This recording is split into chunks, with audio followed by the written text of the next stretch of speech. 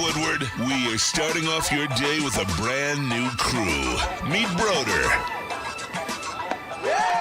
I can't control my arms sometimes. My limbs are just kind of flying. Detroit Kool-Aid. Fired up! Y'all got Kool-Aid. I'm fired up! But with the Wake Up Woodward crew, he's actually a part of the family. Flannel Sam. Ask me about my wiener.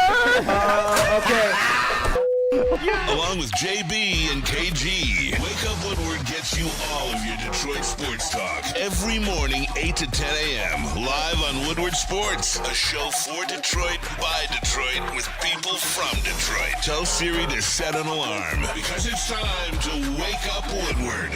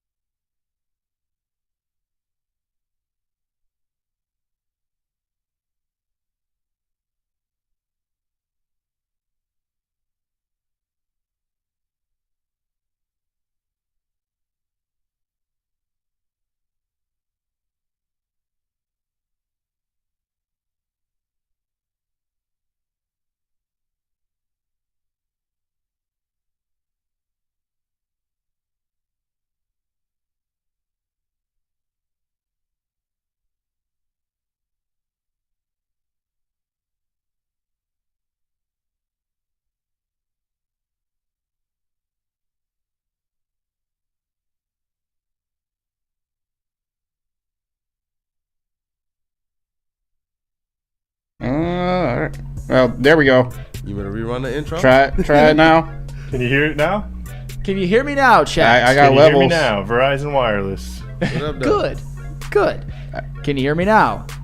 It's gonna have to take about It's Yeah, like it takes a little bit 15-second second. delay. So Greg, they But- shut Sam up. Michael DeVries, a silent movie. This is an all-visual episode. John effing Lord Flannel is apologizing to Ben Wallace. Whoa! everything John. Lunchbox, Sam is speaking facts. That's kind of funny. All right, we have audio. You know what?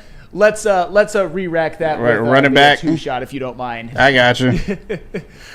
What up, though, people? It's Wake Up Woodward and Chat family. We appreciate you all for choosing to kick off this day with the Woo Crew. It's your boy Brandon, the AK Detroit Kool-Aid, your credential Pistons reporter and writer for the network.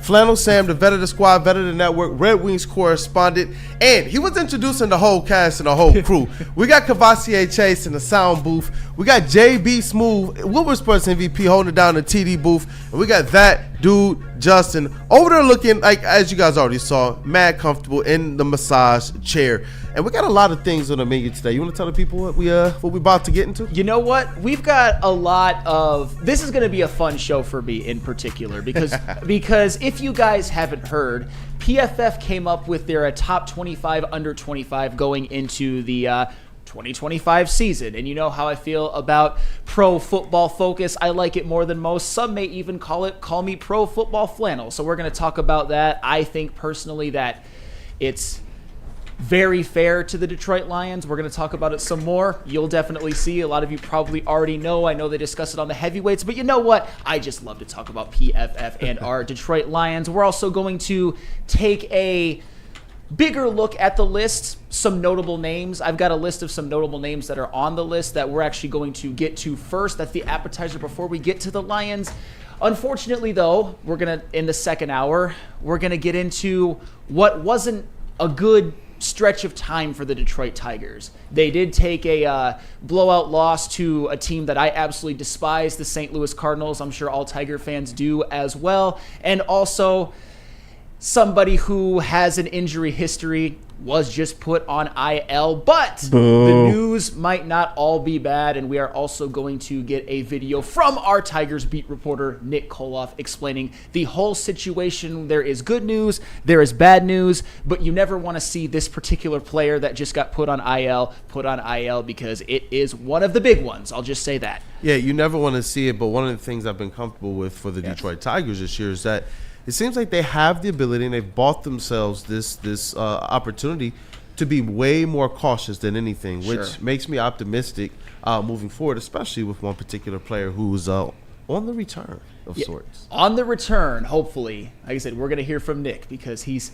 Best Tigers coverage in the state. That's for damn sure. And he's tapped in. He's plugged in. We've got an embarrassment of riches when it comes to Tigers at the network, if you include Matt Broder as well. Hey, shout out to Broder. And instead of Flannel Sam, I guess I'm Green Sam for a while too. So now I got a bone to pick though. Oh, listen, I appreciate PFF giving the Detroit Lions 5 players. Yes. On the top 5, top 25 under 25, but this can't be considered pro football flannel without one individual that got social media, at least within our world, a little bit riled up. Like, one omission, man, got people pretty riled up. Well, but what they don't know is it was not a snub, and we'll talk about it later because there is a qualifier on that list. Because trust me, I would be guns blazing if this player were not literally, figuratively left off this list. So we'll just get to that. They were. We posted the graphic on socials as well, and they were hot. It was without the context. Yes, but there is a qualifier. But we will get to that. But before we get to the Lions stuff, I just want to go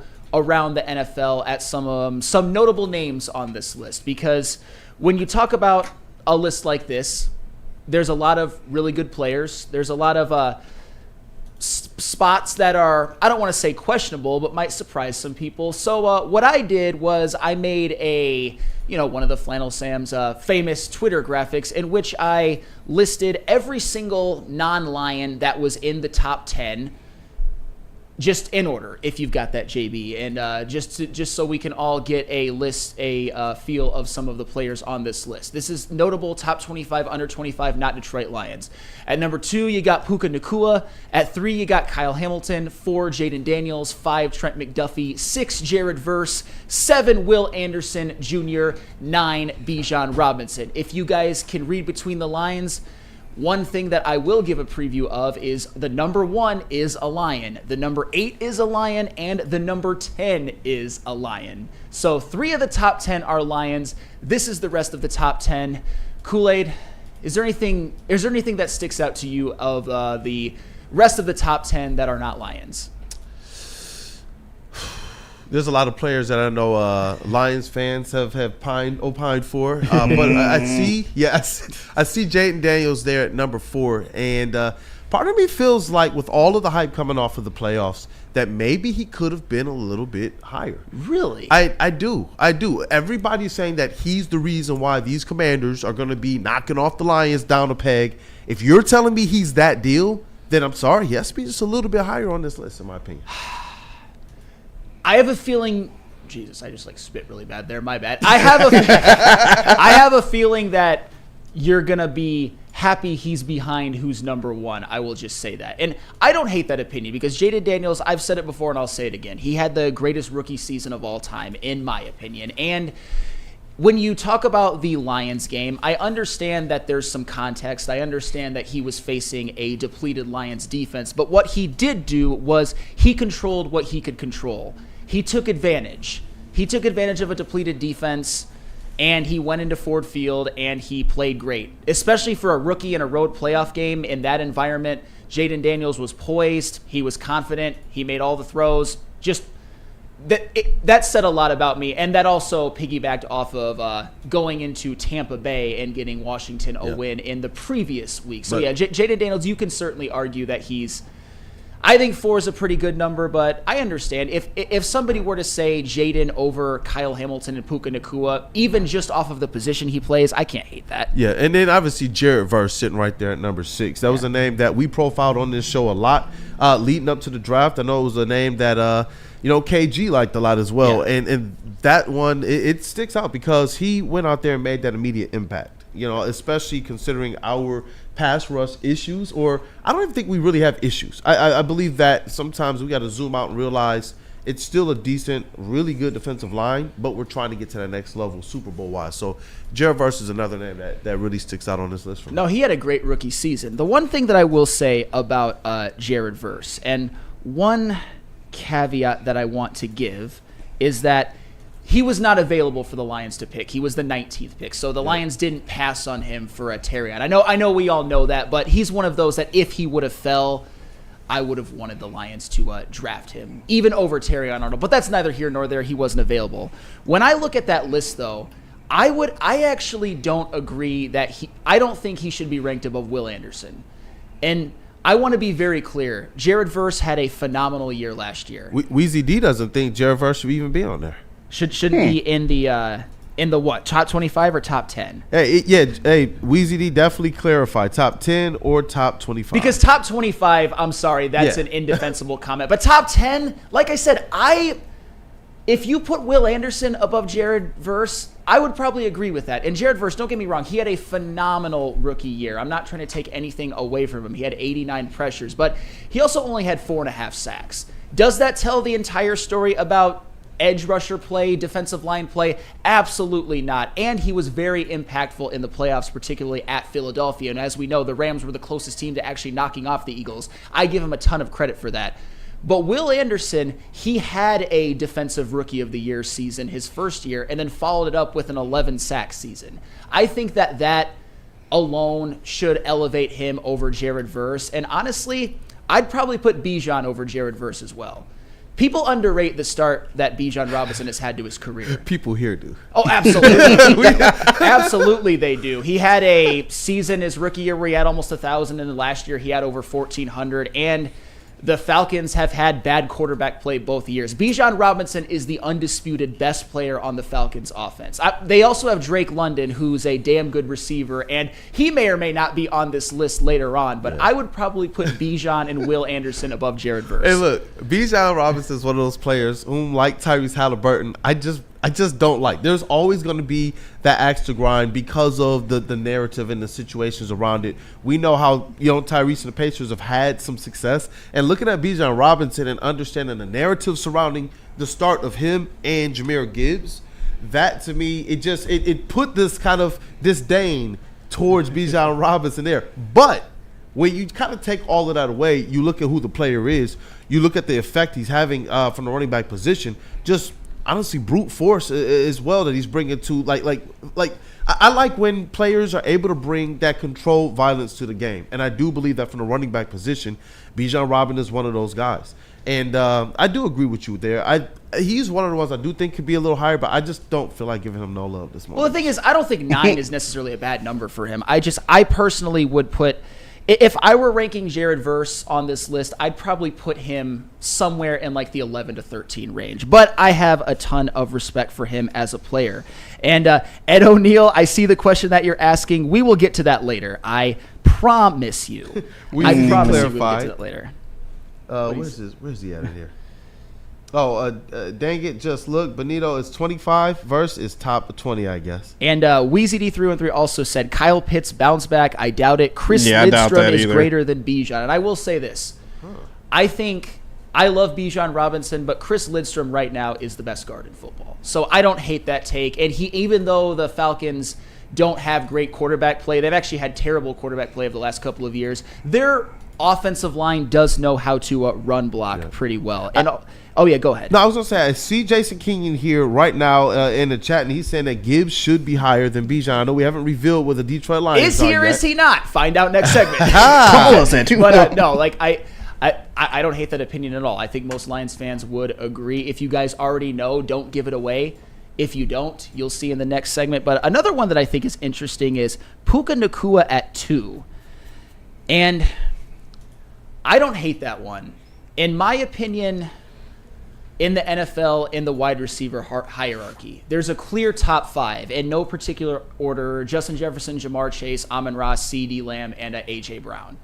But right there at 6, I would go with Puka. The start that he has had to his career, breaking the rookie receiving yards record as a rookie, really showing out in that playoff game at Ford Field, in which the Lions did win, but Puka went off. Then following it up with a season that was cut short due to injury. But in terms of a per-game basis, you can't start off much better than Puka Nacua has, and he's just very, very talented. I think the dude is special. He's the Rams version of Amon-Ra. Just that later round pick that has absolutely wrecked the league. Sure hands. Absolutely. Great route runner.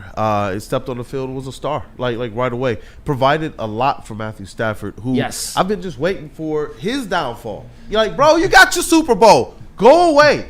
And he's not. You know, the Rams. Puka's got something to do with that, though. Yeah. And so, you know, when you look at what Puka Nacua has been able to be as a target, I like the analogy as well, the connection to Amon-Ra St. Brown, because I believe a lot of times he's one of those guys that's largely underrated still. I think people look for him to fall off or when they talk about wide receivers, it seems like they don't want to put him amongst those guys that you would generally deem like the top of the game. You know, your taller wide receivers, the faster wide receivers. But as it relates to Amon-Ra and the effect that you see Puka Nacua having on the game, those types of wide receivers are game breakers. Oh, absolutely. And JB, if you wouldn't mind putting that up one more time, I want to get Justin. Does anything stick out to you about the top 10 that aren't Lions? I think I agree with Kool-Aid that I would put Jaden Daniels a little higher. Okay. I just think you have to value the quarterback position at a higher clip than you do at other positions just because it's the most important position on the field. So I definitely would have him above Kyle Hamilton. I think Puka Nacua, that's a great debate because Puka is one of the best wide receivers in the game. Other than that, I like where Trent McDuffie is. I think that he is constantly underrated, even though he is on that Chiefs team and gets a lot of love, but I still don't think it's enough. I think he is a great corner. And I don't hate it. I could see where you could have Will Anderson above Jared Verse. Yeah. But that's picking straws, I think. But overall, I like the list. I think Jaden Daniels deserves to be a little higher. Other than that. And just a couple numbers about Trent McDuffie because we haven't mentioned him. Some of his coverage numbers aren't quite as good as you think because eye test-wise and PFF grade-wise, he has been damn good. But Trent McDuffie, I just want to give those numbers, and then I'll throw it over to Chase.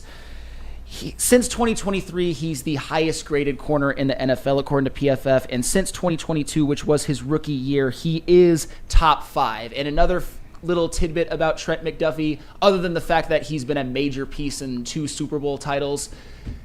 2023, he was primarily a slot corner, was first-team All-Pro. 2024, when they needed him to be a more outside corner, he was second-team All-Pro. The versatility, great wherever you put him, that has a lot to do with Trent McDuffie as well. Chase, do you have anything stand out about this list to you? I was just real quick, I wanted to add to what you were saying about Trent McDuffie too, because he was the Chiefs CB1 pretty much since he got drafted. That's why they let L'Jarius Sneed go, and people were clamoring for him. But it's really like McDuffie wasn't getting the love, but he was the one putting in all the work and clamping people down. So he's very, very good.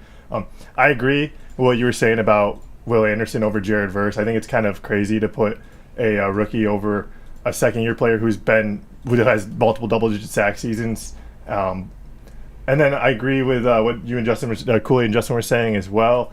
Piggybacking off that, I think just positional value and importance, I think quarterback over free safety and Kyle Hamilton, although he's a really good player, I do think that who impacts the game more, it's definitely the guy who has the ball in his hands every single snap than it is a safety. And that's a great point. And I know that this is a tale as old as time, but song as old as rhyme. Yes. If you take Jaden Daniels off the Commanders, where are they? They're the 32nd team in the NFL. Yeah, right. Shout out Chase for that. They're the version of the team you predicted. And don't get me wrong, if you take Kyle Hamilton off the Ravens or Puka Nacua off the Rams, those 2 teams are worse. But I think you could argue that if you take Kyle Hamilton off the Ravens, as great as he is, and he is a damn good safety, they might still be a playoff team. Yeah, would be.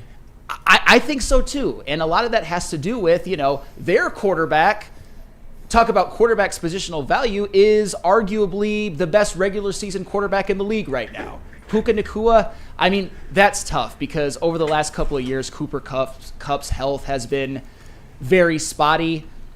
This year, obviously, they got Devontae Adams, but I just think that Jaden Daniels, if he wasn't on the Commanders right now, we wouldn't be talking about them as an up-and-coming team. We wouldn't have been talking about them as a playoff team last year. No chance. So for that reason alone, if you want to say that Jaden Daniels should be, hey, that name actually sounds better, but a Jaden Daniels should be 2, I'm not going to fight you on that. I love Puka. I love Kyle Hamilton, but Jaden Daniels at 2, that wouldn't bother me at all. But I don't think that anybody would want Jaden Daniels at 1, though, which is a little foreshadowing. Jaden McDaniels. Well, you need Jaden someone to McDaniels. protect. I was about to say there is a Jaden McDaniels. What am I talking about? Yeah, he plays for the Timberwolves. Yeah. Okay, so what I just did is He's indefensible. really good, too. And he's playing right now. Yeah, he's really good. Yeah. Hey, you know what else is really good? Buddies. Buddy's Pizza. yeah. It's been serving original Detroit-style pizza since 1946, but you can get it today for lunch. Get there, guys. They got 22 locations in this great state of pure Michigan, and you can also visit where it all began on the corner of 6 Mile and Conant. Sign up for Buddy's Rewards to earn points on every purchase and receive exclusive promotions. Make sure you guys download that Buddy's Pizza mobile app and start earning your points today. But what else you can take advantage of? Save 10% on your entire order. Use a promo code 10MEAL. That's the number 10 MEAL. Buddy'sPizza.com.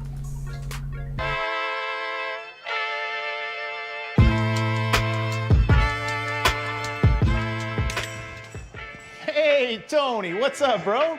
Same circus, different clowns. For sure. You want the usual, the big zip? You know me too well.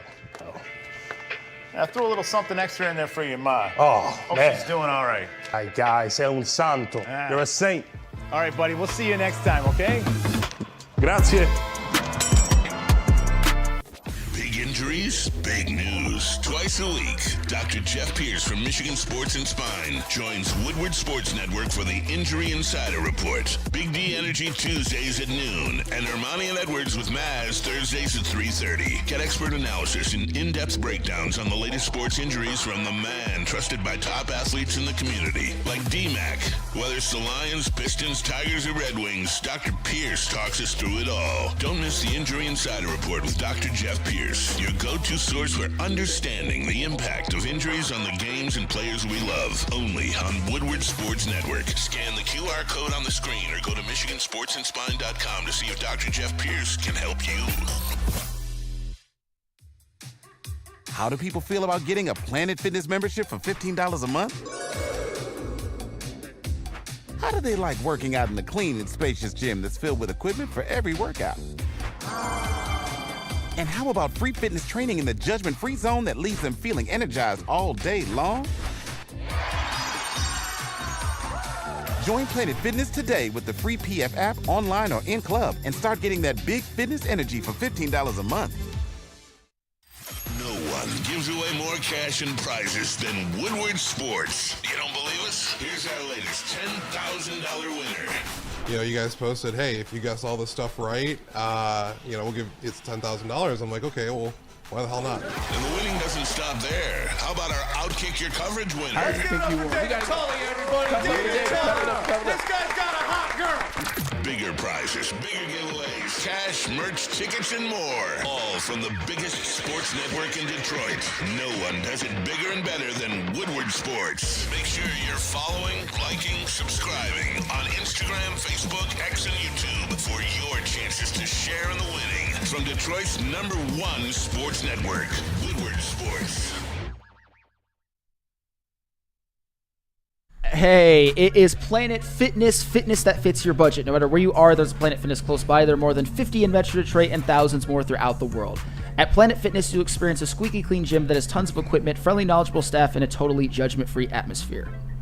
Did you know that all Planet Fitness memberships include fitness training for no extra cost? Want all the perks? Upgrade to the PF Black Card and enjoy use of amenities such as unlimited use of the Black Card Spa featuring hydro massage, massage chairs, and total body enhancement, and more, along with access to over 2,500 locations worldwide and unlimited guest privileges. For more information or to join today, visit your local Planet Fitness or planetfitness.com. .com. What up, though, people? Welcome back. It is Wake Up Woodward. We appreciate you, chat family, for kicking off this day with the Woo Crew. And we got to talk a little bit more Lions now. Yes. I know that the first aspect of the list, more NFL focused. It was cool to be able to look at some of these young players. I know there's some players of interest to some Lions fans over the years, but the ones that are most interest, obviously, the ones that donned that Honolulu blue. Yeah, and in this first segment, because I know that there might be some polarization amongst us, amongst everybody in the chat later, what I want to do with this first segment is to kumbaya with everybody and just really hit home what the Lions have accomplished in terms of drafting, in terms of Brad Holmes, in terms of winning and players making huge impacts, players playing better than you ever thought that they would, the players that were picked high, living up to all of the hype, and then some. JB, put up the graphic of just mentioning the Lions players on that list, because as you will be able to see, the list is full of Detroit Lions players. You've got Penei Sewell at 1, as I hinted earlier. You guys probably already knew that. Number 8, Brian Branch. Number 10, Jahmyr Gibbs. Number 23, Sam Laporta. And number 25, Kirby Joseph. And before you guys, as I said before, put your swords down for now. You can pick them back up later, I promise. This is a kumbaya segment because this is 5 out of the 25 being on the Detroit Lions. And if you want that caveat that I had hinted about a certain player who is obviously Aiden Hutchinson, the qualifier is that you can't turn 25 before the season starts. Aiden Hutchinson turns 25 in August. Sauce Gardner's another noticeable one, or noteworthy one. He turns 25 in August. He would probably be on this list. He would certainly be on this list if they were just talking 25 now. And another player who also turns 25 before the season starts, I'm not saying he would be on this list, but it's interesting to note, Jack Campbell as well turns 25 in August. So Jack Campbell and Aiden Hutchinson are not eligible for this list. Shout out Jack Campbell, my fellow Leo. Absolutely, which makes it even more amazing what the Lions have been able to do, because as you see, the Lions have 5. And they also have Aiden Hutchinson, who's turning 25 and just misses the cut. Jack Campbell, who's turning 25 and just missed the cut. That's 7. And Jamison Williams is not on this list. Some people might argue that he should be. I think based off of last year, you can argue he earned a spot. But that's 8 young players who are just showing out for the Lions, and that just even hammers home how bright the future is. And JB, if you want me to give even more about this, which is going to make all of us very, very happy, I've got that one comparing how many Lions are on the list to some other noteworthy teams or combinations of teams. You guys are going to love this one. This might be the best graphic that I've ever made, even though it's not super high quality. Look at this. Detroit Lions versus PFF top 25 under 25. The Lions have 5 players. The Texans have 3. CJ Stroud, Derek Stingley, and Will Anderson. They've got 3. The Eagles and the Chiefs combined, the 2 Super Bowl teams last year, have 3. The rest of the NFC North combined, 0. Which I know we all love that one. I definitely love that one, man. Yes. And you know what? Just Ed O'Neill, I saved this one too, just to kind of piggyback on this one.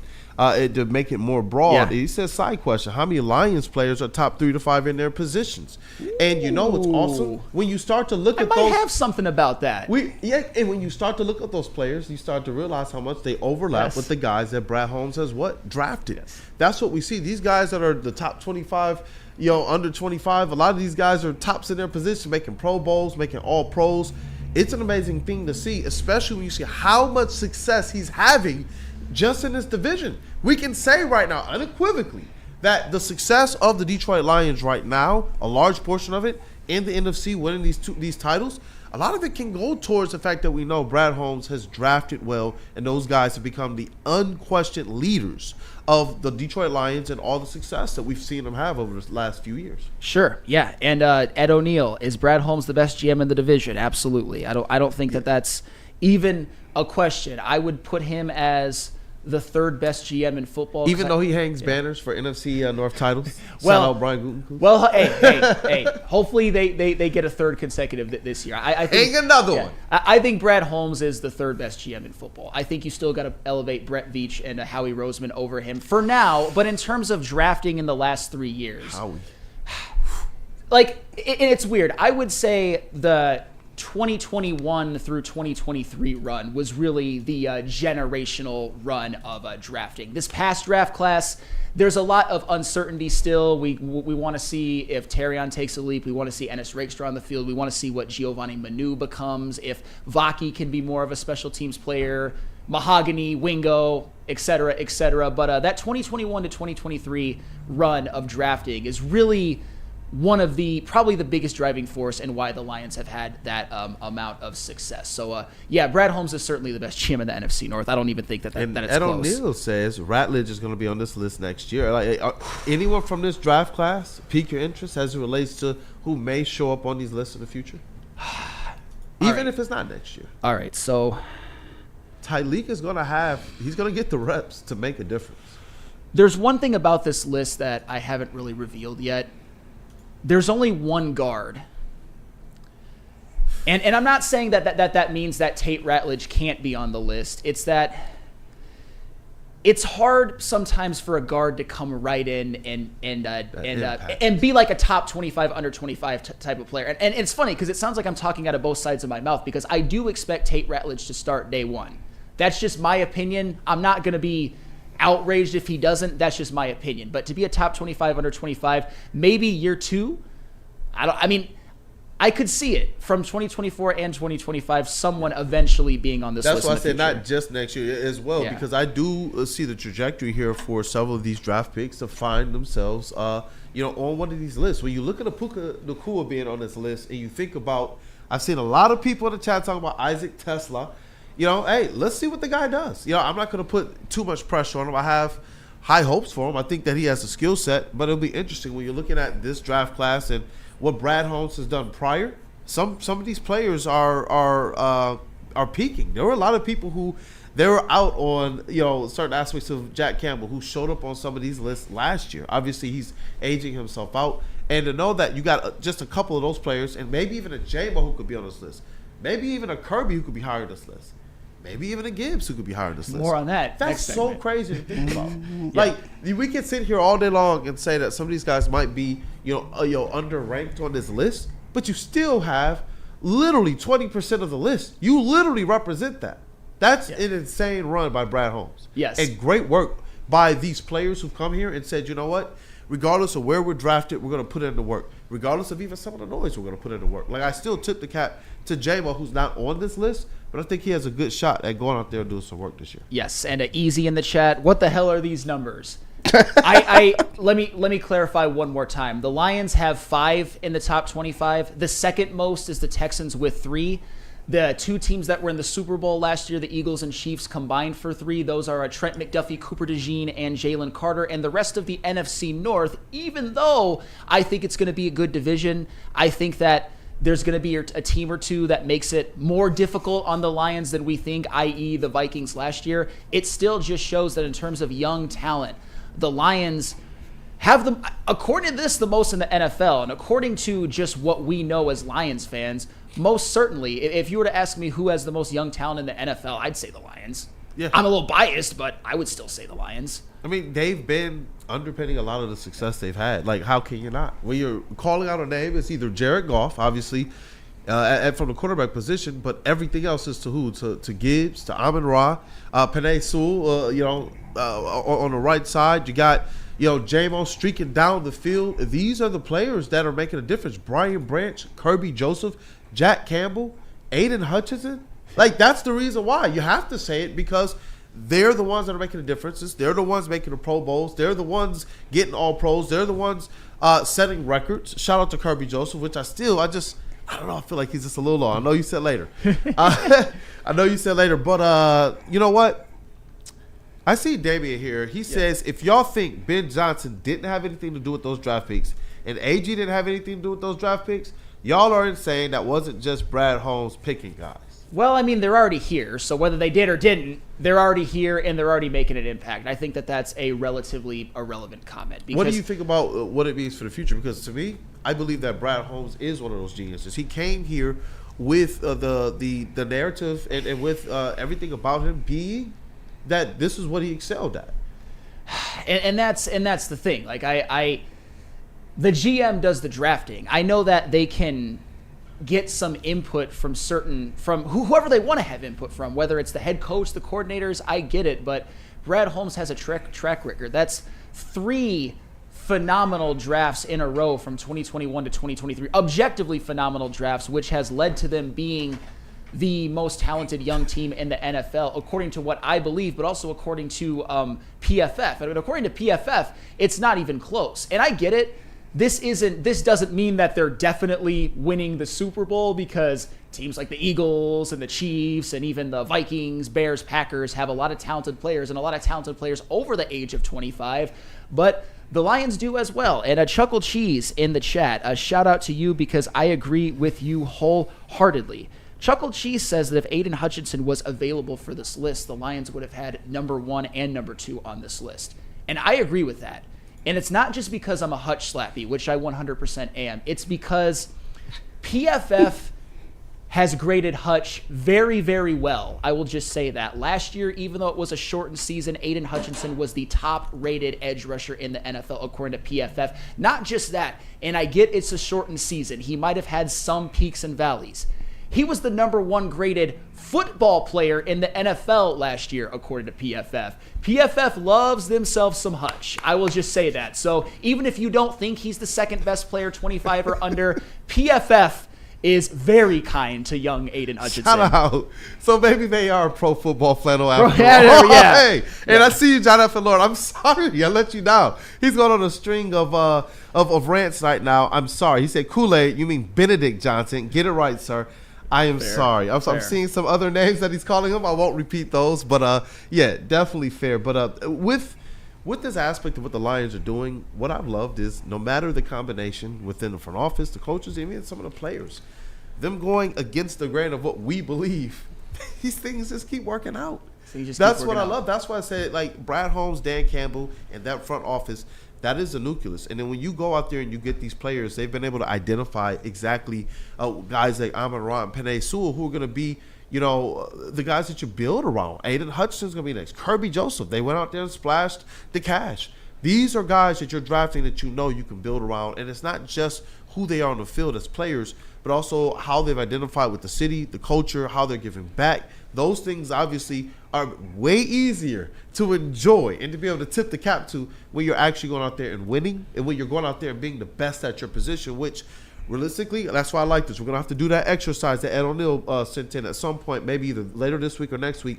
3 to 5, like how many of these players on this squad are in the top 3 to 5 of their position? We can do it today, actually. Yeah, we can do it today. And it isn't based on projections. It's actually based on last year's rankings. And Jason Kenyon, shout out to you. I got to read this super chat. Nip the Stafford v. Goff thing, Goff in the bud. The Super Bowl win versus the Super Bowl loss. Think about Marino, 1 Super Bowl and a loss. Still top 5 OG quarterback ever. There is your answers. And I do think playoffs and Super Bowls matter. I don't think that they're the end-all, be-all. The thing about Dan Marino, and I don't want to bore a lot of people in the audience, but I actually have done a lot of research on Dan Marino and watched a lot of his old film. The thing that really hurts Marino is that, yes, he's arguably as talented of a thrower of the football as we've ever seen. Dan Marino also came out of the gate his first few seasons were arguably the best we've ever seen. Just dominant. Rookie of the year, second year breaks the passing record, the touchdown record by 12. The previous record was 36. He threw 48. Jeez. The Dolphins go to the Super Bowl. He kind of Joe Montana badly outplays him in that Super Bowl. And Dan Marino had one more 40 touchdown season, and the rest of his career from the age of about 26 to his retirement is actually a little bit disappointing. So Dan Marino, he's an interesting figure in NFL history because he had all kinds of records until modern football really took over and they got broken. But Dan Marino definitely left some things on the table, I think, when it comes to a playoffs and not getting a Super Bowl or a Super Bowl MVP. It wasn't all his fault, but I think it matters. I don't think you can just throw it out the window, me personally. No, not at all. But hey, that dude, Justin, you see the list. You see where some of these Lions are ranked as well. And obviously, this portion of it is more akin to the kumbaya of it and acknowledging, realistically, the job well done by the Detroit Lions organization to own 20% of this list. Probably has a claim to even more. But I wonder if some of these writers are like, let's just see J-Mo do it one more year. And I do believe that he's going to go out there and prove that he's worth one of these spots next year, man. But overall about this list, how you feeling? I think the list is fair, but I think that Kirby is a little too low. I think that the disrespect to Kirby just continues, and I don't know why. I think that maybe it's because everyone knows how good Branch is. They show the respect to him at number 8. So I don't know why they keep disrespecting Kirby though. But Jameson Williams not being on this is crazy. Like, let's just call it as it is. Like, Jameson Williams has the potential to be a wide receiver one in this league and continues to make linear progress. He hasn't even had a full training camp to be able to be integrated in this team. This year, he will make another leap forward. I mean, you got people on this network, multiple, not even just one, who think that he's going to lead the team in receiving yards. Like, that is something that, like, a player who is a top 25, under 25 would do. So I think Jameson Williams deserves to be on this list. Chase. Yeah, I just want to piggyback what Justin was saying too. It's kind of crazy they'd have Kyle Hamilton ranked so high and like number 3 on the list, but then Kirby Joseph as low as he is, considering career Kirby Joseph has had over these 3 years in the league. And we'll talk about that more in the next segment. I don't think that the gap should be as wide. That is unquestionable. I'm not mad, though. I do think Kyle Hamilton should be ranked higher than Kirby Joseph on this list, but not 22 spots. Yeah, but 22 spots is absolutely insane, but we'll get to that more in a second. People want some Jake Bates love. I see you guys in the chat. Kickers don't. Virus, Jake Bates, best kicker. Kenny Powers, Master Bates. What's so funny? Yeah, what's so funny? A little play on words there, but before we, because I might have to be the bad guy a little bit. I can disagree with some of their PFF's thought process when it comes to the 2 players that Justin mentioned, but I think there's a method to their madness. But before we get to that, I just want to get a JB's opinion on the Lions having 5 in the top 25 in PFF's like top 25 under a 25, and the rest of the NFC North having 0.0. 0.0. I mean, I love it personally as well too. I think I agree with Justin as well. Brian Branch at 8. I love him on the list. I do think it's a little low for my liking as well too. Along with Jahmyr Gibbs too. Like, I would have loved to see these guys like kind of, they're in the top 10, but they at least need to be 5, 6 for me. Honestly, my opinion. But Flannel, I just want to get this, make sure I'm understanding this correctly. So you have to be under 25 before the season starts, correct? Yeah. Aiden Hutchinson. Well, no. If you turn 25 before the season starts, you're not eligible. Aiden Hutchinson's 25th birthday is in August. Jack Campbell's 25th birthday is in August. And I'm not saying Campbell would have been on this list, but Aiden Hutchinson certainly would have been on. Gotcha, because I know we were talking about a lot of the rookies coming in this season as well, too, how we would love to see them on this list next year. So Tate Rutledge would actually not be on this list because he's currently 24 and he'll turn 25 in April. That is a great poll, JB, and thank you for that. So any talk about Tate Rutledge potentially being on this list, you can wipe that from your memory. J-Mo turns 25 next March. So he won't be on any list of this kind. Yeah. But there's more important lists that we hope for him to be on. I'll just say that. There's a also Jake Bates is 26, by the way, so he's not going to be on this list regardless. Yeah. No, JB, that was very, very good by you. And wipe that little segment about Tate Rutledge from your memory. All eternal sunshine of the spotless mind, you guys, right? Really quick. Just erase it. Meet me in Montauk. Meet me in Montauk, absolutely. One of the great movies ever, and I'm sure me and Chase can maybe have a talk about that on the Chase Lounge sometime because we don't want to lose half our audience. But coming up, this is where the debates happen. This is where I want you guys in the chat to, end the kumbaya. If you have any issues with the list, if you have any issues with where Lions players are ranked, should they be ranked above certain players? Are they too low? Are they too high? I want everyone in the room to give their opinion. I want all of you in the chat. This is where... You already know the obvious one. Hey, there is a lot of... it was kumbaya. Probably won't be so kumbaya after this, but merch is always kumbaya. Merch? Head over to woodwardsports.com. Click on that shop tab. We are dropping new designs for you every single week. Relax. We have Javi Baez merch coming for you guys. Chill out. Trust me. I know it. Hallelujah to Baez. But go and pick up some Woodward Tigers gear right now so you can rock it down at Comerica Park. And you can't forget about the Red Wings as well, too. The LFG t-shirts, hoodies, they're still available for you right now. Even though they let you down, they're still our team, and you got to go and support them. Head over to woodwardsports.com. All you got to do is click on that shop tab. Walk into any Lady Jane's Haircuts for Men today. Open 7 days a week. Sit back, relax, and enjoy precision haircut, scalp massage, hot leather neck shave, and hot towel treatment from one of our talented stylists. Step up your game this season and take advantage of our $20 haircut special. Scan the QR code and get your coupon today. Lady Jane's Haircuts for Men, the ultimate haircut experience. Open 7 days a week. Walk-ins always welcome. Lady Jane's Haircuts for Men, it's wicked awesome. Love Woodward Sports? Love wearing clothes? Then you should be wearing Woodward Sports clothes. Check out our full line of merch at woodwardsports.com. Just click on Shop. We have all your favorite designs, like Dan Campbell kneecaps, Woodward Golf, and of course, our own logoed out merchandise. Men, women, infants, kids all love Woodward Sports. Impress your friends. Impress your boss. Impress your dog. Buy Woodward Sports merch today.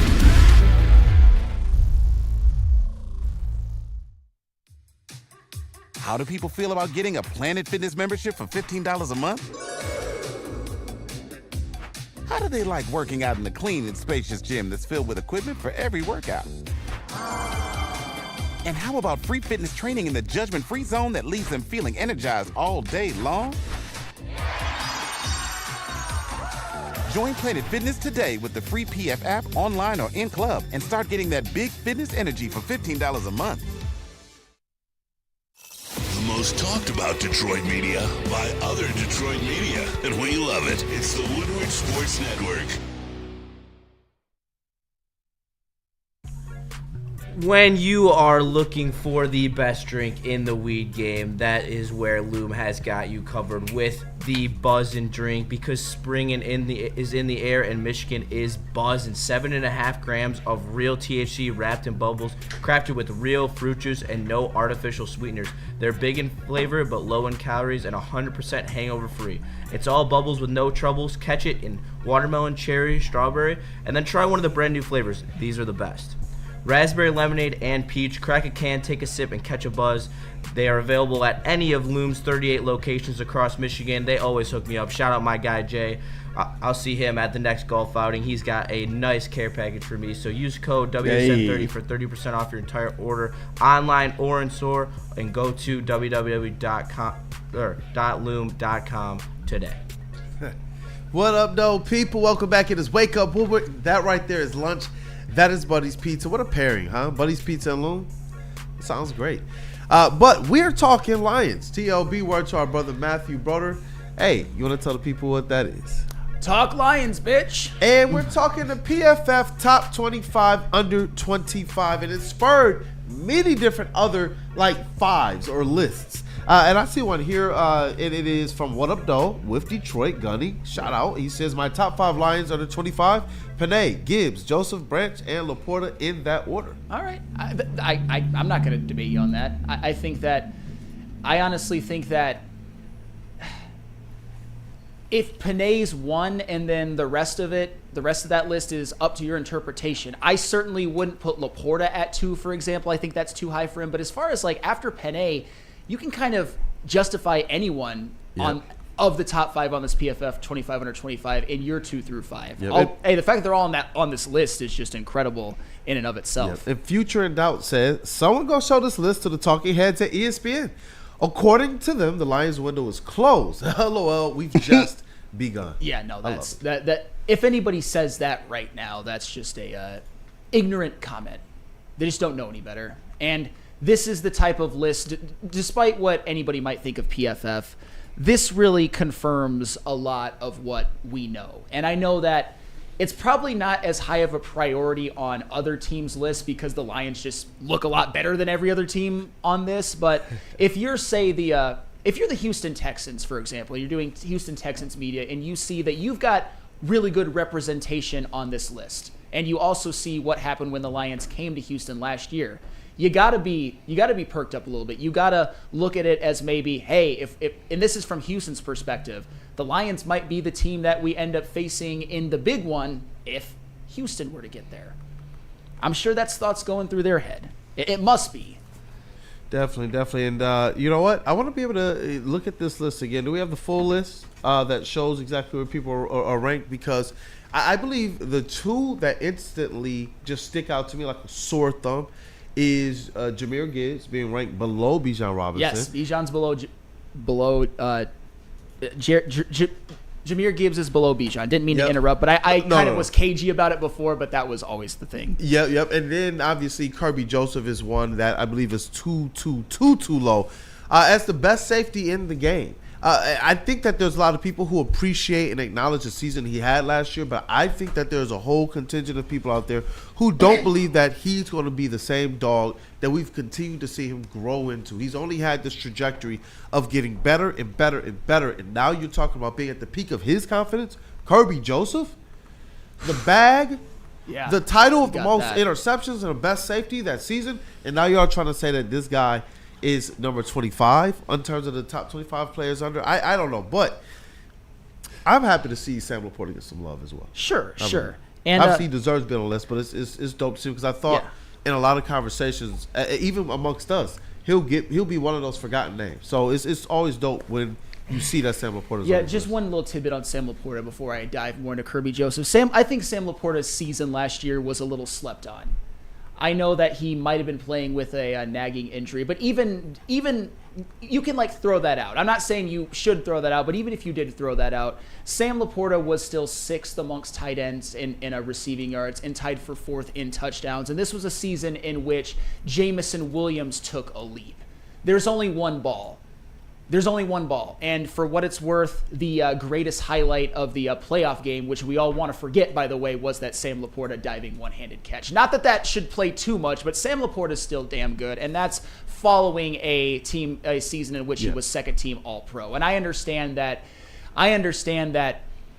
you can say he slipped a little bit, but I still think that Sam Laporta belongs on this list. And I actually think out of all the players, I think him at 23 isn't bad. I don't think many people are going to have too much of a problem with that. The problem that people have is Kirby Joseph at 25. And for the record, let me just state this for the record. I do think Kirby Joseph is ranked low. However, and this is where I might have to be the bad guy a little bit and everybody's going to hate me. PFF, I understand what PFF is doing. And I know a lot of people don't like PFF, but let me just read their write-up and let me explain. I don't think it's going to make it easier for people, but I just want to give you their method. Joseph would have been much higher on this top 25 list, and this is according to his write-up on this list, had his All-Pro 2024 campaign, which earned him a large new contract, extended to his previous seasons. He was the top-graded safety overall and in coverage, which he had a phenomenal season this past season, but he ranked 50 or lower in PFF coverage grade in each year before 2024.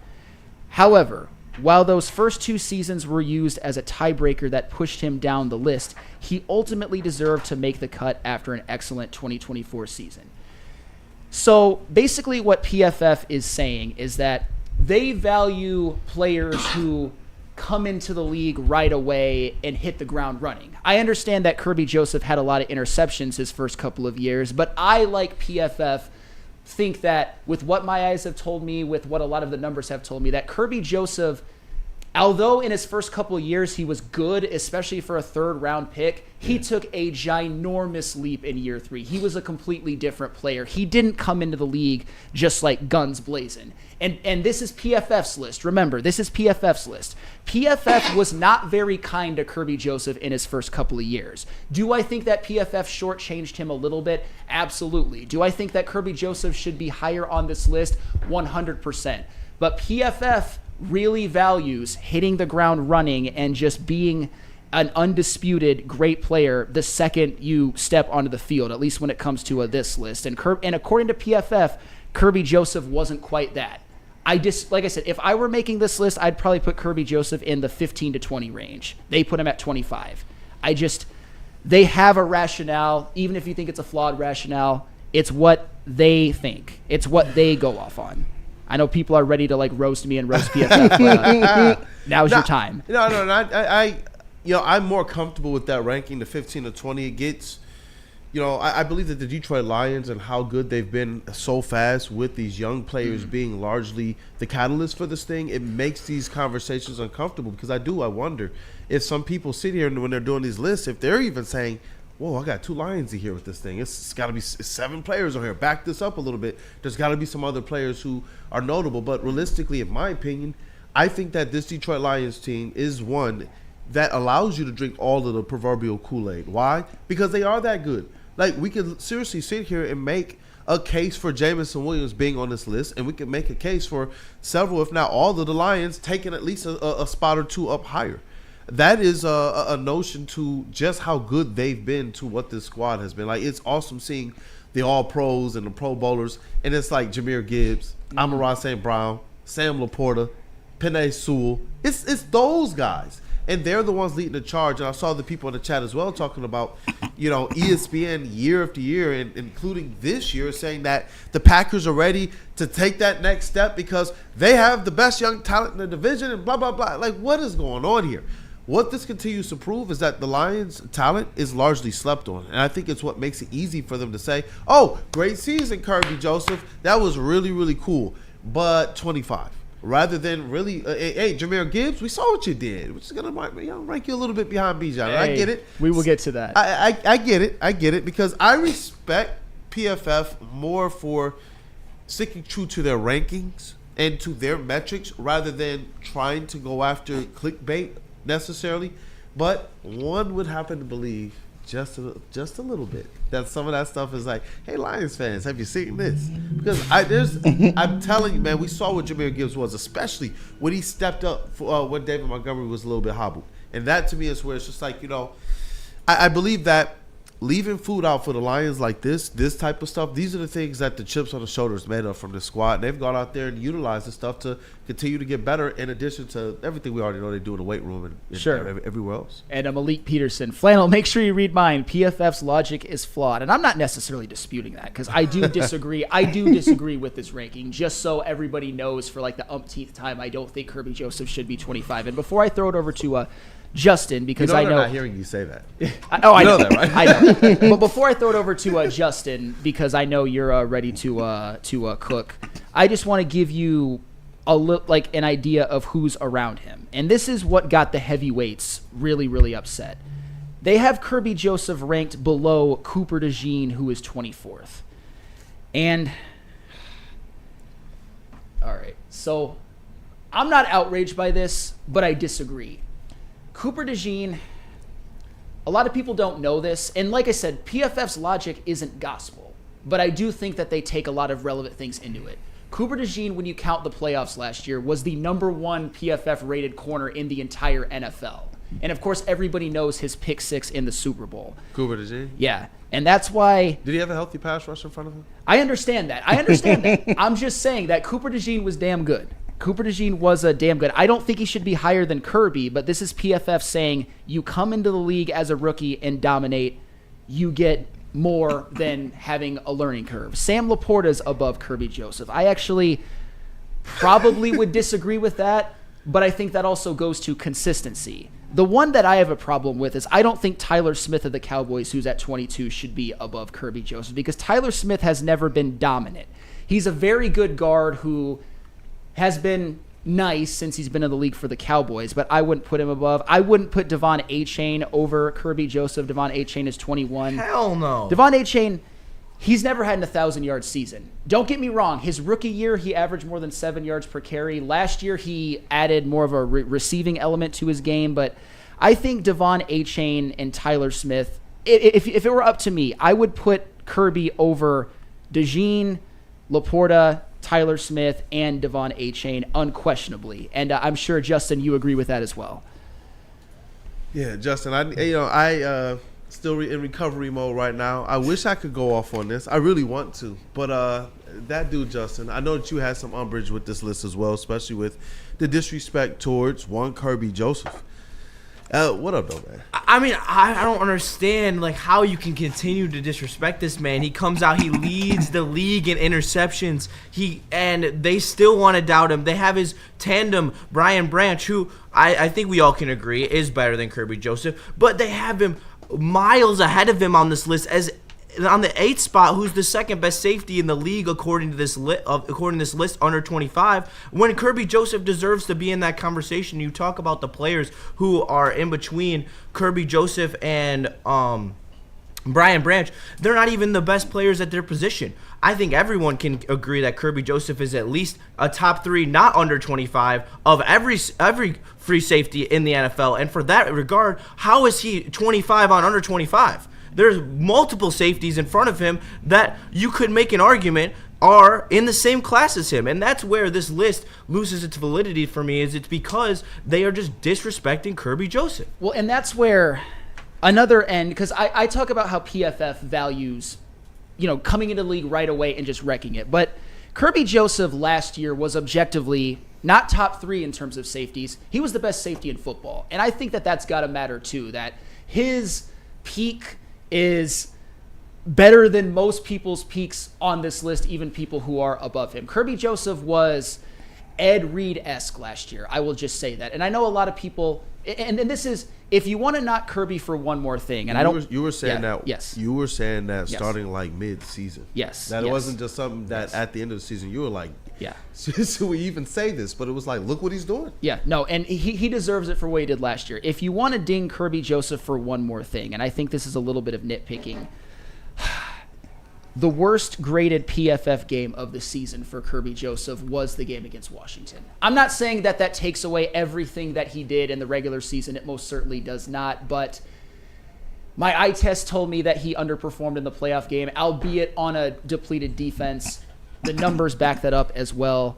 He was stepping up all season long, had a great regular season. The playoffs was a little bit of a disappointment, but I don't think that takes away what he has done. Like I said, I would put Kirby Joseph in like the 15 to 20 range personally, and I'd have him above everyone on the list from 24 to 21 at least. You know what's going to be interesting this year is you do it one season and it's like, okay, you do it 2 seasons in a row, you make all pro, you get the bag, they declare you the best safety, you win your head-to-head matchups with some of these other safeties as well that was talking that talk and couldn't say nothing after.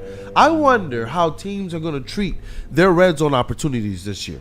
That to me is going to be very interesting because there's some people who they make a whole hubbub about the interceptions of Kirby and or some of them. Look, when you're as good as he is, some defensive backs, some secondary members, they create their own luck. He's done this now for a couple seasons in a row. This defense has been really good at taking away interceptions in the red zone and taking away scoring opportunities from the opponents, and Kirby Joseph has been in the mix for 2 seasons in a row now. So it's going to be interesting how, if people don't necessarily want to keep him where he proved to be last season, it's going to be interesting to see what the teams actually do when they get into these situations where it's like, do you really want to challenge and throw towards Kirby Joseph? He was doing a lot of this without a pass rush. I was going to say, you don't want to challenge Kirby Joseph in the red zone because he wrecked multiple games in which you could say his picks swung the game in the Lions' favor. And speaking of Kirby Joseph, because I think this is relevant, and Justin, you already touched on it, but I'll go to you, Kool-Aid. Do you have a problem with Brian Branch being ranked ahead of Kirby Joseph, just in a vacuum? That's part one of my 2-part question, by the way. No, I don't. Okay. I think it's very, very razor thin, almost like the conversation we had yesterday of the 7A and the 7B. Sure. With rankings. I don't, but I think that Kirby Joseph is a game wrecker. He's a game breaker, and I do believe that Brian Branch is, in many different other facets, just a top-notch player, no matter where you put him on the field. So, and his ability to diagnose the plays all over the field, whether it's in the secondary, whether it's, hey, we need you to go play a little bit more physical, or, hey, we need you to try and even get into the backfield or snuff something out. Brian Branch, to me, from that perspective, makes him just a little bit better, but Kirby Joseph is still obviously formidable. The best safety tandem in all. Do you have a problem with Kirby being 25 and Branch being 8? Do you think the disparity should be? And that's what I do believe. Yeah. Like, I agree with you. I could see if you want to put him at 15 and Branch maybe at 8. I still think that disparity would be a little too large, but I could understand it. I agree with basically what both of you have said for the most part, that I think Branch is better. I don't think he was better last year, but Branch was also one of those that hit the ground running as a rookie year, was probably, I would say not probably, definitely the second best defensive player after Aiden on a team that, did the most the Lions team had done since 1991. And he was playing slot corner, doing that at a very high level. And then this year, when they move Amik to slot corner, they put Branch at safety, and he wreaks havoc as well. And just a couple of quick tidbits on Brian Branch when it relates to PFF, which are very, very favorable to him. And this is PFF's list. This is really the reason why I'm doing it. Brian Branch last season was the number 1 ranked run defender when it comes to PFF grade, and in terms of safeties, by the way, and in terms of safeties, Brian Branch had the 3rd highest pass rushing grade according to PFF last year. But Kirby Joseph had the highest coverage grade. So that just shows me that both of them were damn elite at, and you saw it on the field. They were elite at what they did. I still think Branch is better. I still think he's more complete, and he's going to project to be better and more versatile. I agree with him being higher on this list than a Kirby, but Kirby being 25 and Branch at 8, that's a little much. I think that their gap should be about maybe like 5 places apart or something like that. I see some people in the chat here, Chuck Brewer and Sky Dog. They do believe that PFF is showing some biases, I guess, against the Detroit Lions. And you know what? These metrics are always going to be based on what they deem worthy and what they deem valuable. When we see the Detroit Lions, though, that's why it's Brad Holmes' own metric. He even said this going back to how he even looks at and gets prepared for the draft. He's like, look, yes, we take everything into account at the combine, but who are these people we put on the tape? Who are these people during the week? Who are these people off the field? Who are these people when you know what? Yes, you've done everything you need to hit the ground running. There is another level higher than that with how you choose to work outside of that. Who are those guys? That to me is what I'm saying. So, and a lot of the people, they're not going to, it's almost like Inception style NFL draft. He's going layer upon layer upon layer upon layer deeper than everybody else. And he's finding those players that, whether they're picked in the 3rd or the 4th round, they're able to play well above that. You know, I didn't hear anybody calling for Kirby Joseph to his trajectory to be best safety in the NFL and lead the league in interceptions. And when he got there, that what he showed the year before, people said, okay, cool. We put top 5 safety duo in the NFL. People lambasted that post. Period. Mm-hmm. Then this season playing out now, everybody's like, best safety duo in the league. So I don't really care about like how other people's metrics are valued. When you look at the fact that Kirby Joseph, with a completely depleted defense, he lost all his dogs. Think about how much better that could have looked with Aiden Hutchinson there. See, so that's where when I look at Kirby Joseph, I'm like, you know what? And Brian Branch, hey, keep sleeping on these guys. Keep sleeping on like even I know like guys like J-Mo and Jack Campbell couldn't be on this list, but I wonder if they would have made this list anyway, because I know there's a lot of people who like that. They say, oh, Jack Campbell led the team in tackles, but J-Mo, yeah, we saw what he had with the big plays, but can he do it another season? So all these guys have done is improve year after year after year, and they fit that mold that Brad Holmes just said he's after. And for the record, Jamison Williams was eligible for the list. He didn't make it. Oh, he was Jack eligible Campbell this was year. not. Yes, he was eligible. Sheesh. He was eligible. And he made it by what, like basically like a month or two then, because he turns 25 in March. He turns 25 in March. So he the age, he cleared the whole age requirement. And before, because I want to do a segment with like the Bijan and Gibbs stuff by itself, but before we do that, I want to because everybody in the chat is basically like out for the pitchforks against PFF. Even it culminated with Freddie Felt 313. Right? PFF equals poopy football facts. And Freddie Felt, that's funny. That is funny. But you know you're coming at something that I love. And to counter that a little bit, football. The fact that Penei Sewell is at number 1 on this list, is PFF good now? Oh, I love You see them. what I'm saying? Yeah. Some guys are so good though they transcend even your greatest fight. That's what it is. No, but yeah. So that's what it is.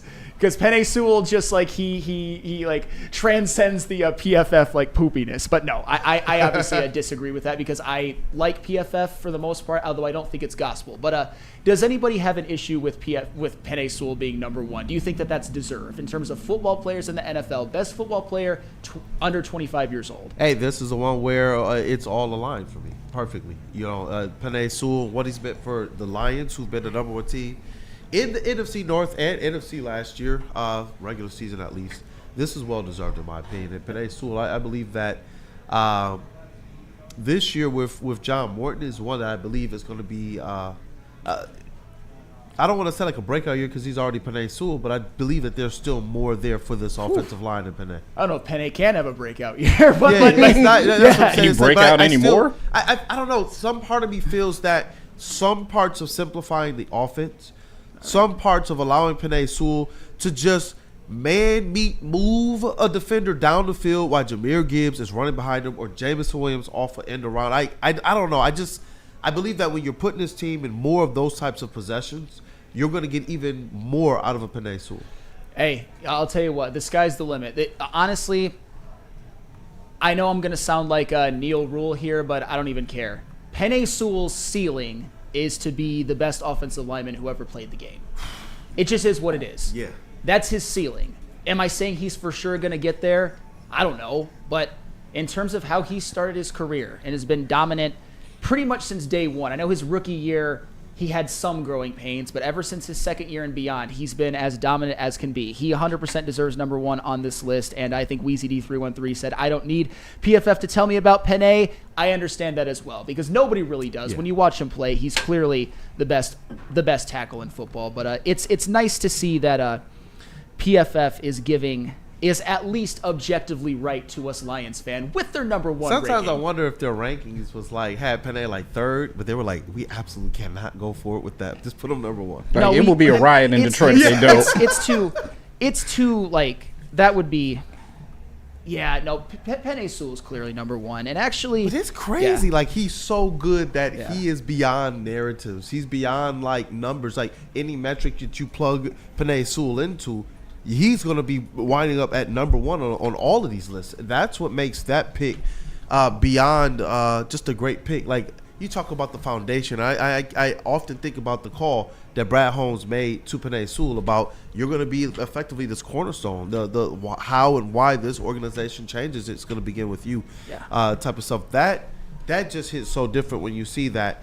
When we can have certain gripes against them for Jahmyr Gibbs and Kirby Joseph and no J-Mo, that Penei is so good that there's nothing anybody can do. There's not a metric that you can run him through that's going to take him down a peg or two. Sure, absolutely. And Chuck Brewer says in the chat, Sam's growing pains were preseason. And for the record, growing pains for Penei Sewell. My point is that as a rookie, this is just my opinion. People are going to kill me for it, and I don't think it really matters anyway. I think Rashawn Slater had a better rookie season than Penei Sewell, but what Penei Sewell has done since then is last 2 years he's been first-team All-Pro. He's universally recognized as the best tackle in football. Yeah. That's what I mean. I don't mean that like his rookie season left anything on the table. I'm just saying that he had a great rookie season, and then what you saw in terms of growth took it to another stratosphere, in which I just said his ceiling is to be the best offensive lineman who ever played the game. And if he reaches that, I definitely think the Lions are going to cash one in. And actually, before we move to a Gibbs and Bijan, because I think that because that's a topic in and of itself, I think there's going to be a lot of debate. Does anybody in this room have a problem with Brock Bowers being ranked ahead of Sam Laporta? No. Mm-mm. Chase? Sorry, can you repeat the question? Any problem with Brock Bowers being ranked ahead of Sam Laporta? Nah, I mean, not enough where I'm going to, like, kick and scream about it. Like, do I agree with it? I mean, not necessarily, but I understand it after, like, the 1 year. But I think you'll get a better, representation of how they both are, like, as a pro when you see a second season of Brock Bowers. Especially that's fair. Yeah. And more like a power ranking almost. Sure. Like if this was the rookie season, I believe that they were utilizing. I believe Sam Laporta might be. Well, no, Brock Bowers went tough and did a lot of the same stuff. That's tough. Sheesh, that's a tough one actually. I think it's fair. If I'm going to be really nitpicky, I'm a big Bowers guy. I think absolutely Bowers should be ahead of Sam Laporta. My real thing is our very own network putting Trey McBride as the number one tight end in the NFL. That I disagree with wholeheartedly. Shout out Travis. Disagree with you on that one. And Trey McBride's there's an argument though. Yes, there's an argument. Sort of. I mean, he was like the number one pick in fantasy for tight ends last year, and how well did that work out for anybody who drafted him? Lack of touchdowns. Lack of touchdowns. Very touchdown dependent at the position in fantasy. But all of us college football junkies in the room will know that. Woo! Brock Bowers. Come on! Brock Bowers was the best college tight end I've ever seen. Like, everybody knew that he was going to come in and just wreck the league right away, and he's done just that. I mean, I know it was on a terrible team, but Brock Bowers' Colston Loveland have the same impact? He will not. I was told last summer that Colston Loveland is just as good as Brock Bowers. He is not. No, What up, JB? See, Justin, I do think you undervalue Loveland a little bit, though. If you want to say I was wrong about that, I was wrong about that. But you treat him like he was closer to average than great, and I disagree. No, with he that. was great. Okay, fair But enough. he just wasn't as great as Brock Bowers. No, and you couldn't guard Brock Bowers, and you could do an extent on Loveland. I was a little ahead of my skis on that. Brock Bowers is the greatest college tight end I've ever seen. The greatest tight end prospect probably ever, and he lived up. But that doesn't make Sam Laporta any lesser than. It's just Brock Bowers is generational. What up, though, JB Smooth? No, Voice of reason. I just said Cole Kmet will probably do better. Yeah. Dog, look. Well, the Bears better hope not, because they arguably should, like, that was a questionable pick. That could by be an them. Eric Ebron pick. Oh. Just 'cause they If don't it doesn't work out, What a reference. Loveland's a lot better of a prospect yeah. than Ebron was, but it could be an Ebron pick if it doesn't work out. Hey, shout out Mark. He says, I hate all my Wolverines going to other NFC North teams. That's fair. I mean, we got the Wolverine. Shout out Ada Hutchinson. Yep, absolutely. that. I just And hate that that's fair. JJ's a Viking. I do too. And I know this is a safe space where I can say it because I get killed on Big D when I say it, but I do miss JJ. I loved JJ. You know what? We also have another Keyword, loved. Go Blue sympathizer on the way, too. Starting Thursday. Shout out. Son of a legend. We'll tell you guys about that. Yep. But, guys, let's be honest. We like simple stuff like gimmies on the golf course. We like uncomplicated, like Lady Jane's Haircuts for Men. Walk in, sign in, and before you know it, you are handsome and clean. Lady Jane's open 10 to 8, 7 days a week. Walk in anytime. It's wicked awesome. How do people feel about getting a Planet Fitness membership for $15 a month? How do they like working out in the clean and spacious gym that's filled with equipment for every workout? And how about free fitness training in the judgment-free zone that leaves them feeling energized all day long? Join Planet Fitness today with the free PF app online or in club and start getting that big fitness energy for $15 a month. Are you a real Detroit sports fan? Woodward Sports is here to give you all the Detroit sports you can handle. Weekdays, make sure you're locked in on Wake Up Woodward from 8 a.m. to 10 a.m. Followed by Big D Energy with Neil Rule and Darren McCarty from 11 a.m. to 1. Up next, you can't miss Ermanni and Edwards with Mize from 2 p.m. to 4 p.m. And finish the day out with the bad boys of Detroit sports media, the Woodward Heavyweights, from 5 to 7 p.m. Okay, wait, that isn't enough for you, you sports freak. Check out Woodward Wings, Woodward Ringside, and the Lions Weekly Update every Sunday with Broder, Terry Foster, and Sean Belegian. Subscribe on YouTube for all our great content, and make sure you're following on all social media: X, IG, Facebook, and TikTok. You want sports? We got you covered. Detroit's #1 sports network, Woodward Sports.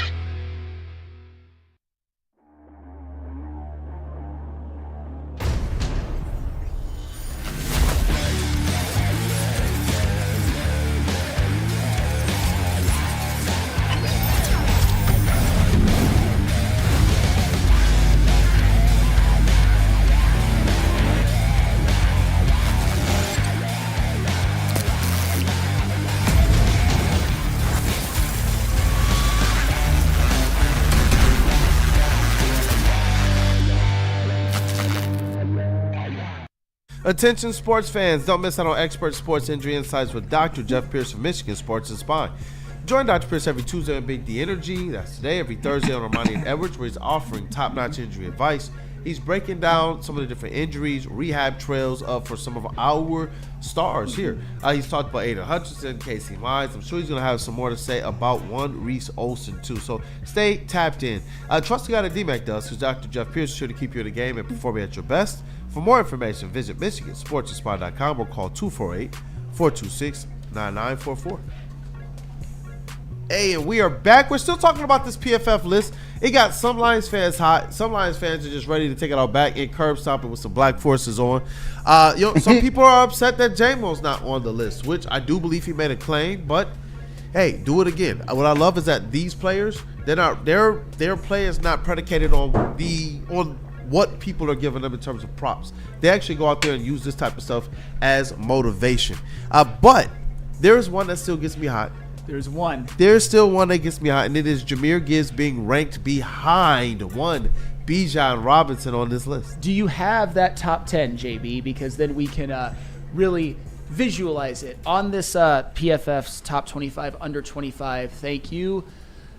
The one that probably is going to be the most up for debate in terms of head-to-head is that PFF has it very, very close between Bijan and Jahmyr Gibbs.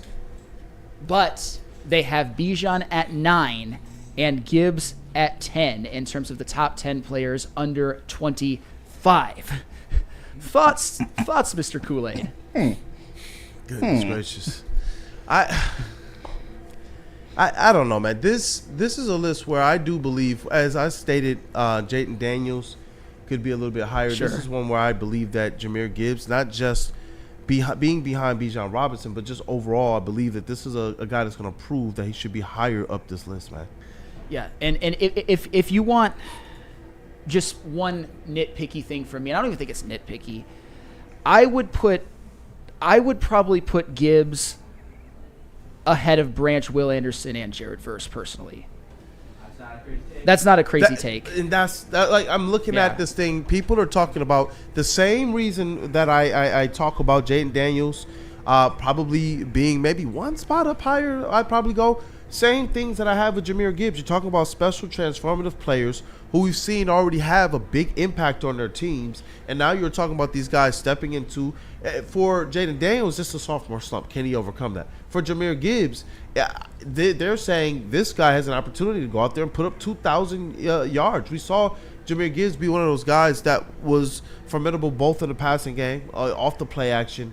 And then, when you give him the ball to run it, one move on your linebacker and you cooked, man. It's absolutely cooked. And that's where he's a game breaker. He's a game changer. He's not even like where we see Jamison Williams.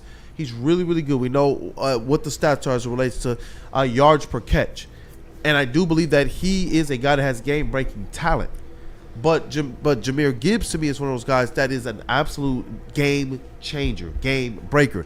Every single time he's on the field, it legitimately looks like it's a home run from this guy. And he's doing it to the tune of volume. When he had to go and carry the load a little bit more, both of catching passes and running out the backfield, he stepped up to the plate. And that, to me, is where I do believe he's been a little bit disrespected by this list. Yeah, I would agree with that. Like I said, and this kind of goes back to the whole, Jared Verse versus Will Anderson thing. Jared Verse had a great rookie season, but he had a great rookie season in which he was Defensive Rookie of the Year. But his sack totals, which aren't the end-all, be-all, but he only had 4.5 sacks. I think that's got to ding you a little bit when it comes to top 10. Certainly next to Jahmyr Gibbs, who had almost 2,000 yards from scrimmage, over 1,900. He had 1,400 rushing yards. He is also, and I don't know how much people really want to take into this, but in that playoff game, which we would all like to forget, he is the most blameless player on the team. He's the one that people think wasn't utilized enough. He showed out. He balled out. There were other players and coaches who did not, but Jahmyr Gibbs certainly did. And Jahmyr Gibbs also averaged 5.6 yards per carry, had 16 rushing touchdowns, and for his career is an absolutely absurd 5.5 yards per carry on 432. For the career. That's big insane. time. And another thing to add, Go ahead. Bijan Robinson has 50 more touches than Jahmyr Gibbs last year. Jahmyr Gibbs had more touchdowns, better averages in the receiving game. With 50 less touches? With 50 less touches. Only put up about 50 less yards than him, and he did it on 50 less touches. The efficiency, the game-breaking ability, all of it is better for Jahmyr Gibbs, and the stats back it up, and yet they still put Bijan Robinson above him. And I think it's the opposite of fatigue. It's this resiliency that they have to have Bijan Robinson above Jahmyr Gibbs because he was drafted above him and he was a better prospect coming into the league. But we're at a point where there's a body of work where you can look at and you can blatantly see Jahmyr Gibbs is the better running back. He has better stats, performs better on less touches. Like, what more do you want? And you know what I love, too? When you just kind of continue to prove the stats, because we remember last year he was one of those guys that was, number 4 or 5 on the team in receptions, in receiving yards? It was, after the big three that you. Yep, well, after the big three, you have Jahmyr Gibbs. And you know what I love? He's not a check down back that you're just hoping to preserve a down, pick up a couple yards. When you look at it, this guy was almost getting 10 yards a catch out the backfield. Like this, and when you look at the touchdowns as well, 4 receiving touchdowns. The long on the season was 54. And you know how many receptions he got? 52 receptions, man. Jahmyr Gibbs is an absolute workhorse who hasn't even been given the opportunity to go out there and have like a complete workhorse load effectively. He's still going out there because of how dynamic he is. And you talk about the rushing yards. Effectively, if he's getting the ball every 2 times, he's getting you minimum a first down. That's insane to me, man. Shout out to Jahmyr Gibbs. And Skydog, Sam's trying to avoid mentioning Branch shouldn't be above Gibbs. I did just a couple of minutes ago. Yes, if it were my list, I would put Gibbs over Branch. I mentioned that I would put Gibbs over Branch, Will Anderson, and Jared Verse, and Bijan Robinson for that matter. But if I'm making the Flannel Sam list, which I think would be better than this one, I'm sure most of you in the chat would disagree. I actually would put Bijan above Branch, Will Anderson, and Jared Verse as well. And this is Stick in the chat, and we actually agree on something. So we should actually we should throw a parade for this one. Even though I don't necessarily agree with the point, I think that Stick is higher on Bijan than most. Devil's advocate, Gibbs does have a much better line. And the Falcons' offensive line isn't a slouch. They block for the run really well. Chris Lidstrom is, by PFF metrics and I believe by the eye test and everything else, the best guard in the NFL. I get all that. The thing that I think... But I've seen Bijan Robinson in the second and third level. He is not Jahmyr Gibbs. He is not. If it's Jahmyr Gibbs versus a linebacker, Bijan Robinson versus a linebacker, Jahmyr Gibbs is housing that. He's housing it. He's taking it to the crib. And Bijan Robinson, hey, maybe he'll get a nice kind of lowering the shoulder boom, unless it's Brian Branch. I think he's still looking for that helmet.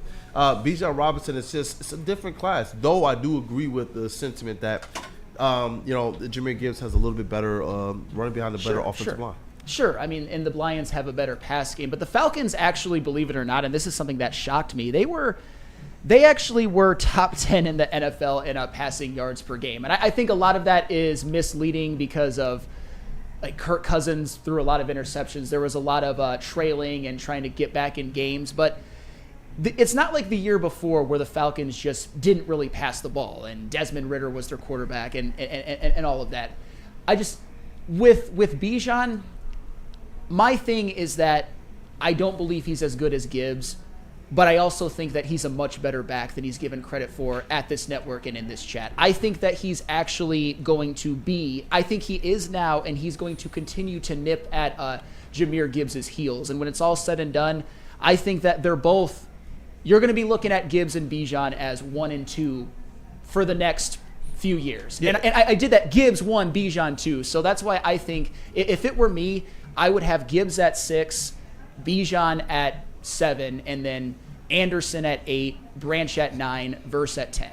That's what I would do if I were shaking up this top 10. And for me personally, I want to see what happens as Jahmyr Gibbs' touches from the running back position, just running the ball as those go up. I want to see what those numbers start to look like then. But what I do, like we said earlier, I do tip the cap to Bijan Robinson. He's a player that obviously for the narratives, we're gonna have some hate for him here. Yeah. But he's a really good back. And he's a back that when you talk about the amount of touches he has, there's some special backs out there that can go out there and do that. Eat up the possessions, get you 3.5, 4.5 yards per carry, and they largely stay healthy too.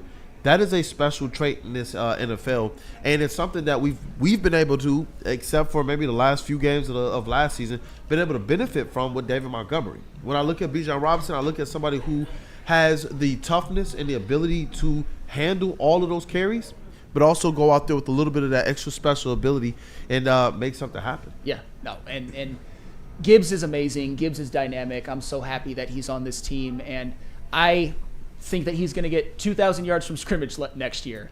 But I also believe Bijan will as well. But before we because I want to do just like a quick, like rapid fire, just mentioning some names on this list. I want to get, because Justin, you've made it clear where you stand. Chase, how do you feel about the Jahmyr versus Bijan thing? First of all, should Jahmyr be ranked higher than Gibbs on this list? Yeah, I think Gibbs should be higher than Jameer. Or I think Jameer Gibbs should be a higher ranked running back than Bijan Robinson. I think he's proven over the last 2 seasons he is more impactful on the field with the ball in his hands. He's scoring more. He's putting up, yards at a higher average per touch. So I think, like I said, his impact on the game. Plus, he's able to split the backfield with David Montgomery over these last 2 years, which I think just only makes his impact on the field, like a little bit more, or his felt, I guess. I'm trying to figure out how to way to say it, but yeah, you feel his impact a little bit more because you get those breaks. You're able to keep him fresh, and the dichotomy of the power and speed between Gibbs and Montgomery, I think, allows both of them to take advantage of defenses and keep those averages high when they keep their value of touches. No, it's a special duo, and if Gibbs keeps this up, he's gonna be entering historic yards per carry numbers if he can do it on even higher volume. I want to get JB as well. Should Gibbs be ranked higher than Bijan on this list? I mean, obviously, I definitely agree. Gibbs should be higher on this list ahead of Bijan, but I can understand PFF's meaning behind this, given their explanation a little more with their numbers as well too. Obviously, the eye test shows you that Gibbs should be ahead of Bijan, but if you're going off of PFF, I think their reasoning behind it is just a simple fact that Atlanta started using Bijan a little bit more in the receiving game and rushing game combined to be that workhorse back, whereas us in Detroit, we kind of use Gibbs a little bit later where Bijan got that little head start. So that's probably the only reason why I can see they put him ahead, only by a slight of a margin, but eventually they have to come around and see that, all right, Gibbs is the better running back over Bijan. Hopefully that'll be next list that they come out with, but who knows? Once again, this is PFF. They really only seem to care about one line on the list that we don't have to riot over, that we all can agree upon, that Penne is number 1. Yep. No, we all agree that Penne is number 1, and then after that there's a lot of debate, and I think we handled this well. I think that it was a good discussion, and that we can probably table the Lions stuff for now, because I do want to get to the Tigers briefly. I was just going to say, just really quickly, even with the total yards, we already know, Gibbs wound up about 81 yards shy of the 2,000. And despite Bijan Robinson showing that he can handle a little bit more of the running and the pass catching duties, he still fell short of Jahmyr Gibbs, not in just total yards, but also yards per catch and yards per run. Yeah. And he got more opportunities, more receptions than Jahmyr Gibbs. He still didn't produce more. And that's where, sometimes I'm like, well, then what would be the metric that would elevate a Jahmyr Gibbs above? Because every single metric I'm looking at, Jahmyr Gibbs hasn't beat, from touchdowns to yards per catch, total yards. I don't know. It's an interesting thing. But like I said, I'm glad that our players utilize these things as the chips necessary on the shoulder. I'm glad that you brought that up, because briefly, if you want an answer, because I've been doing this with other players too, trying to get into the mind of PFF. PFF is, I think, even higher on Bijan Robinson than I am, and I'm a Robinson. I'm a Bijan truther, but I'm also a Gibbs stan as well. I know you can't be both, but I am. He graded last year, according to PFF, as the second best back in the NFL after Derrick Henry. And for the record, I disagree with that. If I were ranking running backs based off of last year, and this is just my opinion, I would go Saquon, Henry, Gibbs, Bijan. I'd put Gibbs at 3, Bijan at 4. So I do think they overrate Bijan a little bit, but that's just putting some explanation to it, that PFF is extremely high on Bijan Robinson. And if you guys want to get even throw this tidbit in there, Bijan, according to PFF, was ranked number 2, Gibbs 6. And I disagree with that wholeheartedly, by the way. Boo. I know, boo. And just quick rapid fire, 11 was Drake London. 12, CJ Stroud. 13, Derek Stingley Jr., so back-to-back Texans. 14, Brock Bowers, who we already went over. 15, Malik Neighbors. 16, Devon Witherspoon. 17, Jalen Carter. 18, Christian Benford. 19, Lad McConkey. Shout out, Lad. Shout out, Broder. Yeah. 20, Brian Thomas Jr. And I'll tell you what, when I look at 15 through 20, that was a damn good wide receiver class last year. Damn good. You got Brian Thomas Jr., you got Ladd McConkey, you got Malik Neighbors, Marvin Harrison Jr., who I think is going to be great. That's. I feel like Marvin Harrison is just getting started. I feel like this guy is going to. And I know there's a lot of people who believe he's figured out some stuff and going to hit the ground running this year. Now his numbers weren't as good as the other three last year, but I still think he's going to be great. I'm one of those guys who believes he just needs to figure out the coverage, the NFL game. But we all know from a skill standpoint and from a pedigree, just football pedigree, he's got it. No, I think he's got it figured out. He's definitely put on some muscle this offseason as well too. So yeah, he's a little slender. Yeah, he definitely is a little slender. And when we come back, we're going to talk a little bit of Tigers because they did lose last night. They got blown out, and they also got some bad news. But it might not be as bad as you think. And who? Still the best team in baseball. Absolutely. And who would you rather hear that news from than Mr. Nick Koloff himself? We got a video from him. Hopefully, ease some of people's worries, including my own, because you hear Reese Olson and IL, and I got very, very fetal position E. But thank you, Nick. But shoot, we're way behind. Where are we at, JB? Mad Packs. Mad Packs. Let me tell you about Mad Packs. Justin here to talk to you about Mad Packs. Mad Packs is the hottest new cannabis brand, and they are partnered with Woodward Sports. Products are now launching on May 30th, 2025. Mad Packs is going to take your game to the next level. High-low is getting you high for the low, delivering top-tier quality at unbeatable prices. Boom Shakalaka, Boom Shakalaka is a live resin-infused tarantula. This one's the bomb. Blizzard Packs, THCA, Moon Rocks hit like a blizzard. Coming to select retailers on May 30th, 2025. Stay tuned with Woodward Sports for all the latest updates.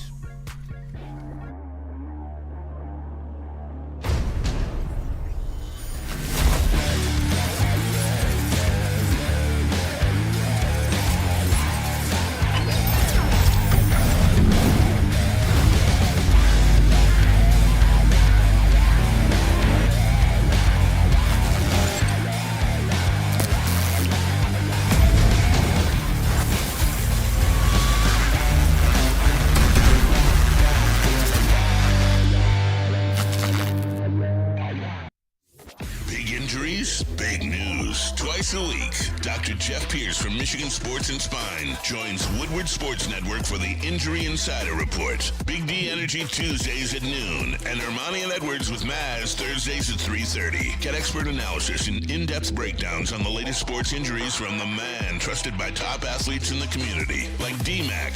Whether it's the Lions, Pistons, Tigers, or Red Wings, Dr. Pierce talks us through it all. Don't miss the Injury Insider Report with Dr. Jeff Pierce, your go-to source for understanding the impact of injuries on the games and players we love. Only on Woodward Sports Network. Scan the QR code on the screen or go to MichiganSportsandSpine.com to see if Dr. Jeff Pierce can help you. Detroit sports fan, Woodward Sports is here to give you all the Detroit sports you can handle. Weekdays, make sure you're locked in on Wake Up Woodward from 8 a.m. to 10 a.m., followed by Big D Energy with Neil Rule and Darren McCarty from 11 a.m. to 1. Up next, you can't miss Ermanni and Edwards with Mize from 2 p.m. to 4 p.m. And finish the day out with the bad boys of Detroit sports media, the Woodward Heavyweights, from 5 to 7 p.m. Okay, wait, that isn't enough for you, you sports freak. Check out Woodward Wings, Woodward Ringside, and the Lions Weekly Update every Sunday with Broder, Terry Foster, and Sean Baligian. Subscribe on YouTube for all our great content, and make sure you're following on all social media: X, IG, Facebook, and TikTok. You want sports? We got you covered. Detroit's #1 sports network, Woodward Sports. Walk into any Lady Jane's Haircuts for Men today. Open 7 days a week. Sit back, relax, and enjoy precision haircut, scalp massage, hot leather neck shave, and hot towel treatment from one of our talented stylists. Step up your game this season and take advantage of our $20 haircut special. Scan the QR code and get your coupon today. Lady Jane's Haircuts for Men, the ultimate haircut experience. Open 7 days a week. Walk-ins always welcome. Lady Jane's Haircuts for Men, it's wicked awesome. All right, sports fans, whether you're hitting the game or simply chilling at home, Jars Cannabis has you covered. Jars is home to Michigan's largest line of recreational cannabis products, 27 locations across the state, 9 alone in Metro Detroit, so there's always a shop nearby you. But don't fear, because if you live in Grand Rapids, Madison Heights, or Milan, Michigan, stores are popping up your way very, very soon. If you don't have time to check out all their products in store, head over to jarscannabis.com or look them up on Instagram at jars_life, because you know what? I know you want to get high. Yeah. Hey, what up, though? Welcome back. It is Wake Up Woodward. We appreciate you, chat family, for being here with us this morning. If you haven't gotten that opportunity to, go ahead and smash that like button. It goes a long way towards supporting the crew. And shout out to Kavasi Chase holding down the sound booth, also clipping. Shout out to that dude Justin in the massage chair, and he's holding down socials at the moment. Shout out to JB Smooth, Woodward Sports MVP in the TD booth, and you guys already know Flannel Sam and Kool-Aid up here on the desk. We got to talk about those Tigers because they did have a loss, but was it the biggest loss that they've experienced? No, obviously not, because one game is one game. Sometimes you're going to get clapped on the road, especially against a very good Cardinals team. I hate it because I hate the Cardinals, but getting clapped in game one on a road series is a tale as old as time. It's going to happen to every team in Major League Baseball. It's just about how they respond, and certainly how they respond later on in the week when they have a 4-game series at home against the Guardians. More on that this week. But there was another loss. There was another loss. Reese Olson went to the injured list with basically its right ring finger injury, and I read that it was inflammation.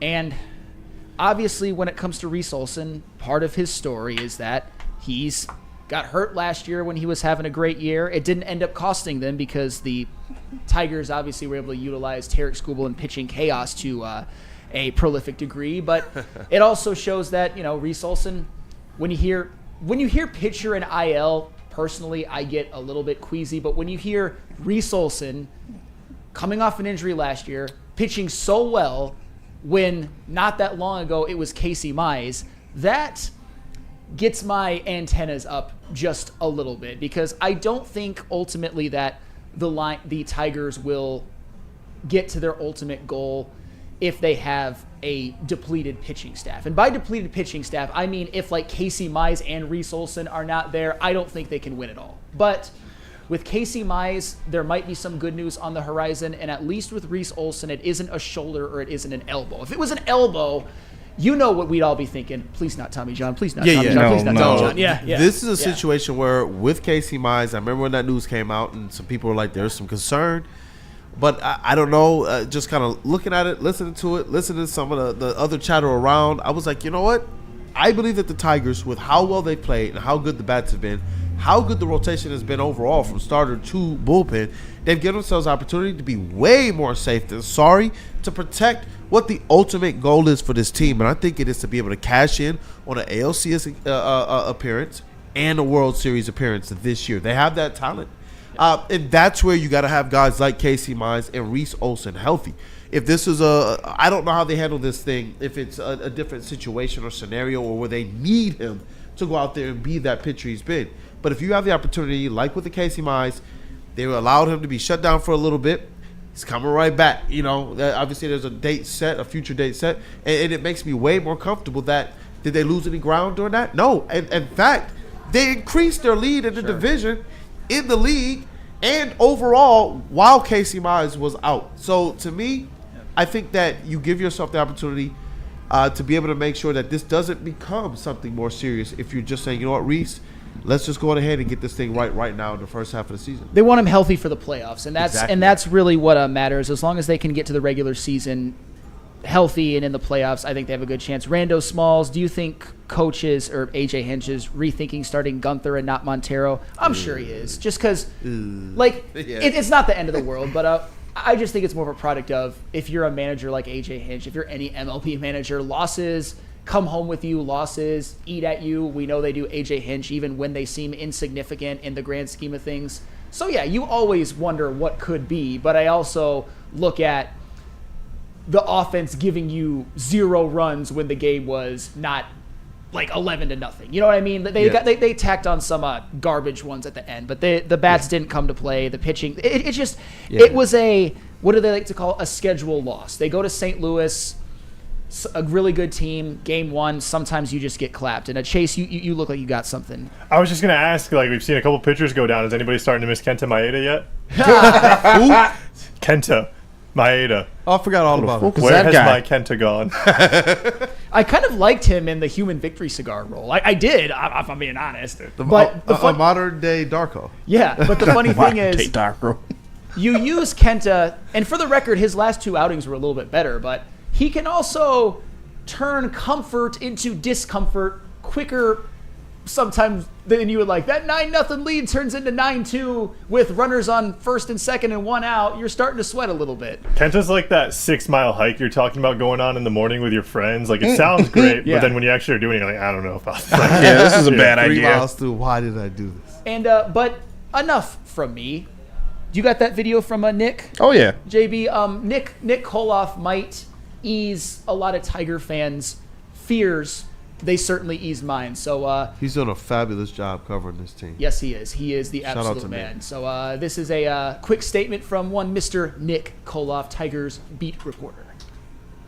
Breaking news in the MLB as Reese Olson is set to hit the IL. It is his right ring finger. And this is a tough break for the Detroit Tigers.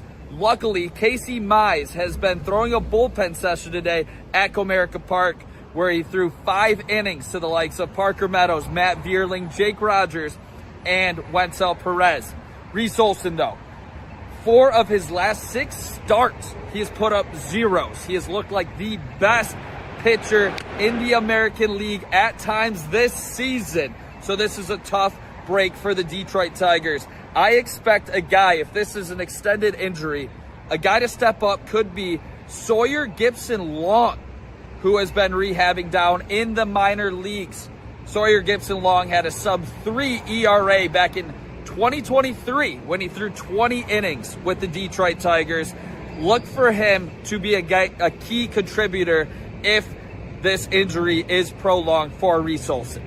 Update from Nicholas Koloff, Woodward Sports. Hey, shout out to Nick Koloff again. Just want to be able to shout him out in the work he's done this season. He was somebody Tailgate always wins. And he said, look, I am prepared for this. And I know that, I don't even know if I want to spill the beans yet, but we do have some things in the work between Mr. Koloff and potentially Mr. Broder, too. Oh. Some potential Woodward Tigers. Ain't that a match? Ain't that a match of ball knowers? Epic. So, people, I'm telling you, there's more coming. You guys already saw the commercials for some of the other shows, and we do have a channel guide on the way. But shout out to Nick for the job he's doing, and he's been on it, not just with the post-game reports, but making sure to report on all the news and being able to give people some levity to the situation as well, which is what I appreciate about Nick. Yeah, and the good news, though, is I think the reason that there appears to be levity is because there actually is. Obviously, you can say all you want, and I know a new term that's been made on the Woodward heavyweights is a positive spenny. And I get that, and I'm glad that he continued to stay positive, but I'm not going to lie. When I heard Casey Mize, an injured list and hamstring, I was, especially considering how well he's pitched like a 1-1, pitched like an ace, I had some cause for pause because Casey Mize, his whole career has been ravaged by injuries. He injured the same hamstring last year and missed much more time than I think any of us initially thought. But maybe it was all precautionary. Maybe there's more of an element of not burning these guys out, especially when they have a cushion in the division. When the Tigers get to the playoffs, if they have a healthy pitching staff, it is the most formidable, I think, in Major League Baseball. And I think that that's what ultimately will decide what the Tigers end up doing, how they finish their season. Do they finish it with out of the playoffs, playoff disappointment, World Series? I think that depends a lot of ways on the health of this pitching staff, the long-term health of the pitching staff. And hopefully Casey Mize, that simulated game went well, that bullpen session, he's eligible to return from the injured list on the 24th of May. So if he comes back and he looks great, then all of our fears were probably for nothing. And we all know that's what we want. Hey, shout out to TJ. Whammo in the chat says, Nick is crushing his new role. Shout out to him and shout out to the decision makers that gave him an opportunity. Shout out to Nick for just crushing it. Just in general, he's somebody that I know the network has been waiting and ready to be able to expand the role. And as these Tigers have continued to win. And beyond that, he also took a big step forward this year as it relates to man on the street content all over the place, and he absolutely crushed it. It's cool to see the entire network really leveling up. A lot of people we've seen around here for 2 to 3 years now being able to step into more, as well as some of the guys that are just coming into the network like Justin, Chase, and others. So, shout out to you guys, Woodward Wings, and I know JB Smooth, you're about to get some upgrades too, man. I know what's trending is been getting some talks about from the sales department. Oh, yeah. Shout out to Brady. Got some things in the works, so hopefully we should see that coming within, the next month, I believe so. So, what's up? Yeah. Hey, what up, though, Flanny? Yeah. No, we'll actually get to what's trending this time. we promise. I'm sure the people were. I saw them clamoring for it. No, we will absolutely get there. But I just wanted to.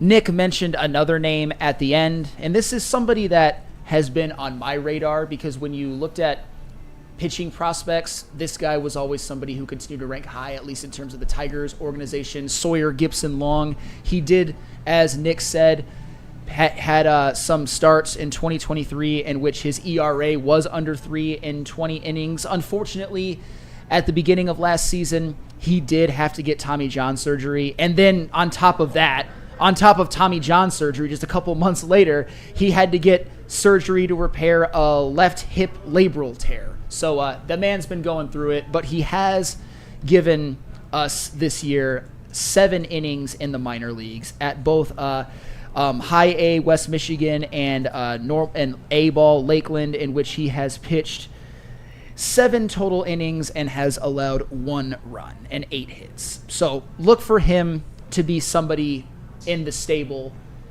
maybe matriculating his way up to AAA, and I wouldn't be shocked at all if he gets some innings as the season goes along, because we're seeing it right now. A pitching season, when it comes to starters in a bullpen, it is an absolute gauntlet. It is the ultimate war of attrition. So Sawyer Gipson-Long, he's shown good things in Major League Baseball. Hopefully he's all healed up. Hopefully he's even better coming off of Tommy John, like a lot of pitchers are. So that's another name, though, to watch. Thank you, Nick, for mentioning him. And he is, and if Nick says it, it's probably going to happen because the man is plugged in and he is a ball knower. But speaking of ball knowers, you know what? Let's go to break first and then come back with what's trending, because I think we are far behind. We got jars. No, we already did jars. So Les Stanford and Mark White. Les Stanford and Mark White. Is that all? Oh, then I'll do what? Yes. White Claw on the way back? Yes. Thank you very much for that. Les Stanford is in GMC, Chevrolet, Cadillac, Buick. They've got all kinds of great deals. You can get a 2025 Sierra for, I believe it's a lease of $169 per month, a 2025 Hummer $699, 2025 Envision leased for $259 per month. I know that it's leasing, but those are still really, really good prices, at least on the Envision and the Sierra, and they're a friend of the network. Spencer Raxter got his car. Ryan Ermanni, I know, is the reason that Les Stanford is here. So they are friends of the network, and they should be friends of you as well if you guys need a new car. If you need a new house, though, Mark White. Dreaming of a new home but feeling the financial pinch? Mark White & Associates, your trusted real estate experts, are here to help. Mark White and his team will pay up to $5,000 of your closing costs. That's right, I said $5,000. Call Mark White & Associates today at 248-290-8242 or visit them at markwhitesales.com. Again, call Mark White today at 248-290-8242 to make your dreams come true. Walk into any Lady Jane's Haircuts for Men today. Open 7 days a week. Sit back, relax, and enjoy precision haircut, scalp massage, hot leather neck shave, and hot towel treatment from one of our talented stylists. Step up your game this season and take advantage of our $20 haircut special. Scan the QR code and get your coupon today. Lady Jane's Haircuts for Men, the ultimate haircut experience. Open 7 days a week. Walk-ins always welcome. Lady Jane's Haircuts for Men. It's wicked awesome. Head to WoodwardSports.com and click on Shop. Get the latest in Detroit sports apparel and exclusive Woodward sports gear. WoodwardSports.com can get the whole team outfitted. Love the Pistons, Red Wings, and Tigers? We got something for you, too. Shop online at WoodwardSports.com.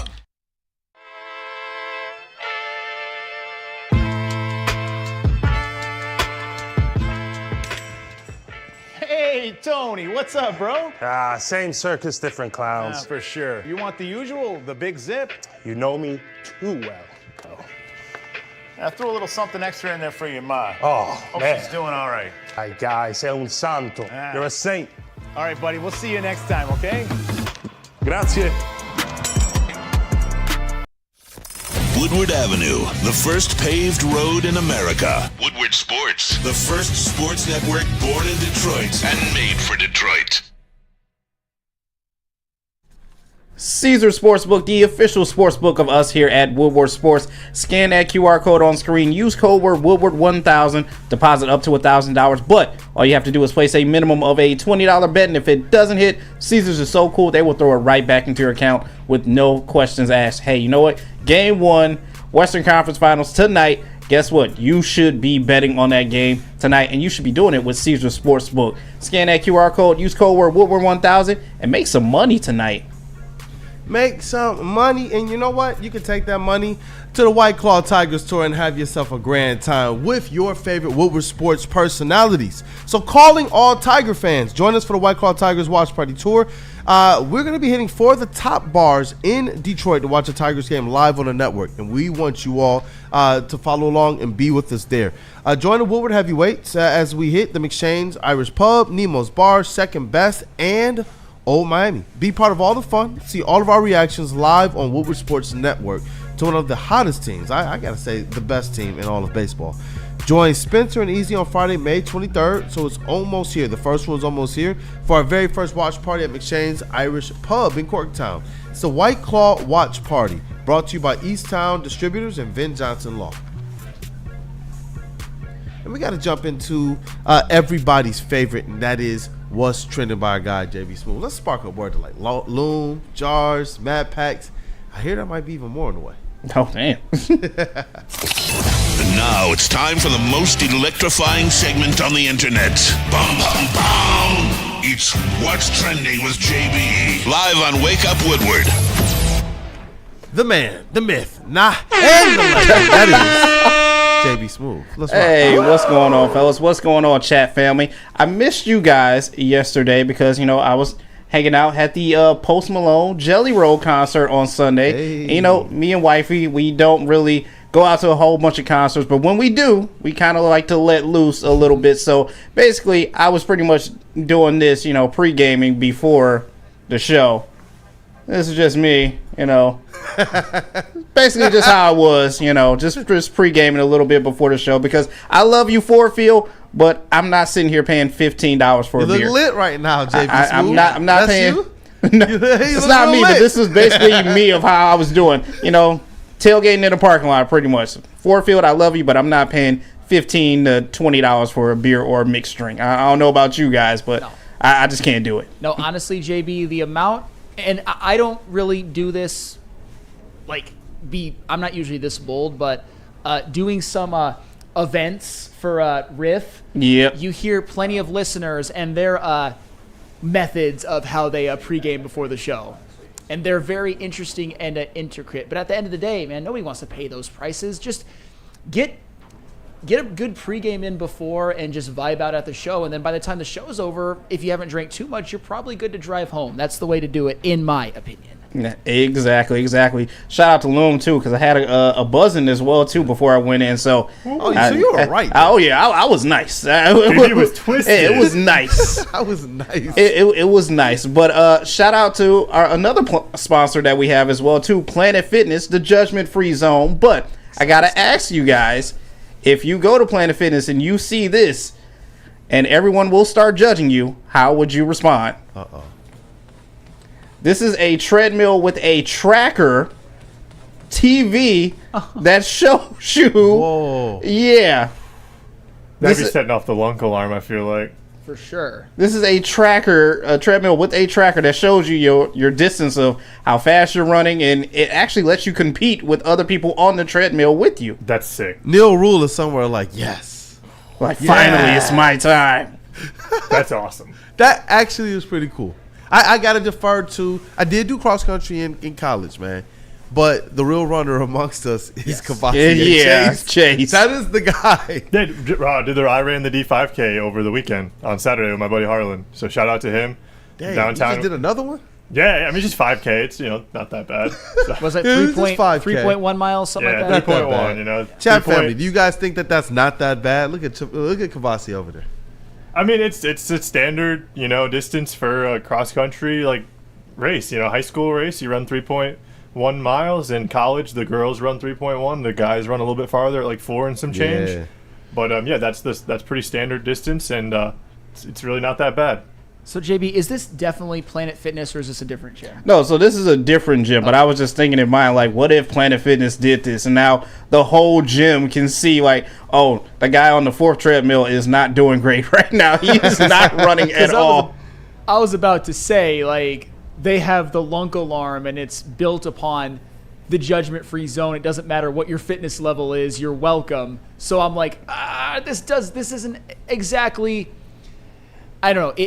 I think it brings out. I can already tell, and I'm not. I'm about to get in trouble for this one. That woman right there, although I'm sure she's very attractive, is probably a pain in the ass to date. With all due respect, I don't want somebody. I don't want somebody who's trying to compete with me. Oh, really? Yes. Oh, I like competition. Different strokes for different folks. So maybe this woman is more on your speed, Chase. But no, Oh, dude. Go. Now that I ran the D5K, man, there's a lot of ladies by speed, man. Running is a great way to meet some good-looking ladies. Oh, I'm sure it is, because they're they exercise, obviously. Yeah. But I'm sure if I were a single man, I would give her a second look. But I just don't like the whole not competitive in general, but competing with me. If you get a sick pleasure out of beating people on the track simulator at the gym, I don't love it. But then again, I'm not a runner. How do you do putt off then? Can't you compete then? Well, we don't compete. We just both suck. I've lost to her. She's lost to me. Yeah, I'm terrible. I'm terrible at golf. I'm terrible at putt. Oh my god! I never even approached par. Oh my god! Final wins. I know. Oh my All right, and finally, I will end what's trending with this because I don't know if you guys seen this over the weekend, but I believe the Mexican Navy ship. That was sailing in New York that ran into the Brooklyn Bridge. I don't know if you guys seen this, but there was over 250 people on board this ship. There was several injured and also 3 people in critical condition as well too. I'll play a little bit of the video. Seen this? What the heck is going on? So this happened over the weekend. Yeah. This the Mexican naval they're ship. playing Pirates of the Caribbean. It was getting pulled by another boat, and then obviously it ran into the Brooklyn Bridge right there, and people were hanging on to the masses up there because there were people all the way up to the top. Yeah, when you sail into a new harbor, the whole crew climbs the mast and they all wave and stuff like that, and they were up near the top. Obviously, Wait, did they get smacked? Yeah. Yeah. You can see people dangling down. There are people dangling from the high rises We're not up known there. for our Navy. I mean, shout out to the Navy for attempting to do this, but yeah, there's a lot of people just injured. A couple people were in critical conditions. I'm not too sure their status as it is right now, but yeah, this happened over the weekend. Yeah, pretty rough. So prayers up to everyone on this ship and the family as well too, because no one wants to see this happen. But once again, hey, be aware of your surroundings and know that this boat is not going to make it under this bridge. No bueno.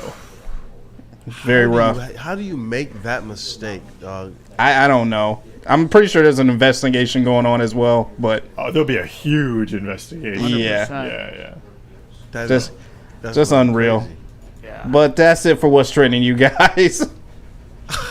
Sam, you might have came across this video because I know you and me have a little bit of overlapping YouTube algorithm. It's I think Fascinating Horror. There was a bridge in Tampa in the bay where a boat ran into it and it collapsed. Oh yeah. So I think it was from the 80s or something like that. But Man. that's an interesting video. I don't know if that was interesting to you guys and you want to see some more stuff like that. I don't know, find it on YouTube. Yeah. No. And those. if you don't mind some tragedies, because none of those stories really end well. They actually end like really, really tragic. But I know this isn't the easiest transition, but one thing that I want to clarify, because of course after what I said, I'm getting a lot of comments in the chat. I don't mind, like, it's not about somebody running or like being a competitive person. If I'm at the gym with my wife, which we do go to the gym together, but I wouldn't want somebody who is trying to outrun me and be like, ha ha, I beat you, husband. I beat you, you bitch ass husband. You know, I don't want that. Oh, with the punches in the arm and such. It's like, okay, no, we are in this together. We're on our life journeys together. So you can be competitive. You can obviously like run. I saw Tabitha Gable say that she ran track in either high school or college. I'm all for that. I love that. I think physical fitness. In your quiet moments, she's just looking over like despicable. I think that physical fitness is an essential part of life, and everybody should be fit. But at the end of the day, I'm not trying to like compete at the gym with my lady. I'm trying to just like each of us do what we think is necessary to achieve our fitness and health goals. That's what I meant. Everybody working together. Yes. I get it. I love the competition. You love the competition? Oh, dude. I mean, who doesn't like to win? Like, winning is the best thing ever. So, like, not first, you're last. Yeah. You're not first, you're last. Hey, shout out Ricky Bobby, man. Yeah. Is that a show? Yes. I think that is a show. I know we got a social media we got to get to. But shout out to the team, man. Let's get this. Shout out Travis. He says he's here. He just fell Trav. We'll break it all the way down. Oh, that's a bucket there. This has been Wake Up Woodward Chat family. We appreciate you guys for kicking off the day with the Woo Crew and supporting us here this morning. It looks like I see that they have this new kind of chat thing initiated to be able to pay some homage to the most active chat members, and we will be able to base, certain aspects of giveaways. Yeah, it's like community leaderboard is what it says. That's cool. People earn like XP. Yeah, Jonathan Lord was leading almost the whole day, but right now he is tied with Greg at top, and then AJ. Shout out Greg. Detroit Gunny's fourth. And David rounds out the top five, and some other names. Mike G is 8th, Jason Kenyon 9th. It's cool. Sky Dog is 12th, Weezy D 14th, Phil 15th. Look at this, man. You guys love us. You really love us. Shout out to you guys. And the cast and the crew as well. I'm going to get to that dude, Justin, in a little bit so he can get back to his mic. But we got Kavasi Chase holding down the sound booth and holding down clips for the show. What up, though? Hey, what's up, guys? Hope you guys are having a good one. We have Fast and Loose that's going to be dropping today. It's our 11th episode, and we have a special guest. The first time we've brought a guest onto the Fast and Loose podcast. So we're covering an all-star race, and I think we tried to match an all-star race with an all-star level guest. Hope you guys are able to tune in and check that out. Show some love to some Fast and Loose for us. And just so you guys know, I'm not going to give it away. It's a big one. Yeah, Sam saw who we had on there. So yes. It's a big one. I'm spoiling this. Danica Patrick. No. It's somebody who's a bigger fan of that sport than any of you in the chat probably know. Wow. I can't wait for this one. Yeah. I can't wait. Shout out to you guys. Continue to crush it and stay consistent, man. We got Woodward Sports MVP in the TD booth. That is JB Smooth. What up, though, brother? Hey, what's going on, everybody? Shout out to everyone staying tapped in with us today. Shout out to this new number ranking system for everyone who's like the top commenter on everything. I'd love to see that on here. Another amazing show. Like Chase said, Fast and Loose should be out later on today. We got a very, very special guest, so definitely check that out. And if you guys are interested in a little bit more comedy and a little bit more JB, check out on my channel, No Chill. Just dropped that. So, give it a listen, and if you like it, subscribe and leave a comment. Hey, and we got that dude, Justin. I don't know, it's like you look like you're about to Iron Man suit up right now. Shout out to you, man. Holding down socials as well as what you do for the rest of the network and the show. What up, though? Yeah, I mean, every day here is a blessing. I say it every time. I seriously, and I shout out Ryan, my new intern, and I was just telling him, this place gives you opportunity if you take advantage of it. Like, you really can prosper and grow, and that's what I have here. Get in the shot, man. Say what up, though, to the people. We got more interns coming. Hey, duck down just a little bit, man. Say what up, though. Oh, no, I got you, bro. What up, though? Hey, natural. Yeah. Hey, and you know what? We got Flannel Sam, the vet of the squad, vet of the network, Red Wings correspondent, Great show today. Hey, yeah, that was a fun one. Hopefully the Tigers can get back on track and even up the series. And we've got tonight, because last night seemed so bare with the Tigers getting blown out and no NHL or NBA. We got Panthers, Hurricanes, and we've got Timberwolves versus Thunder. So it's going to be a busy sports night for yours truly, but I promise you that I will be most focused in on our Detroit Tigers. Get back on track. Get back on track. It's your boy Brandon Dan, a.k.a. Detroit Kool-Aid, your credential Pistons reporter and writer for the network. It's been a show, and we appreciate you guys for supporting us. Smash that like button on your way out. Have a great day, and stay tapped in with the rest of the network, man. Let's rock.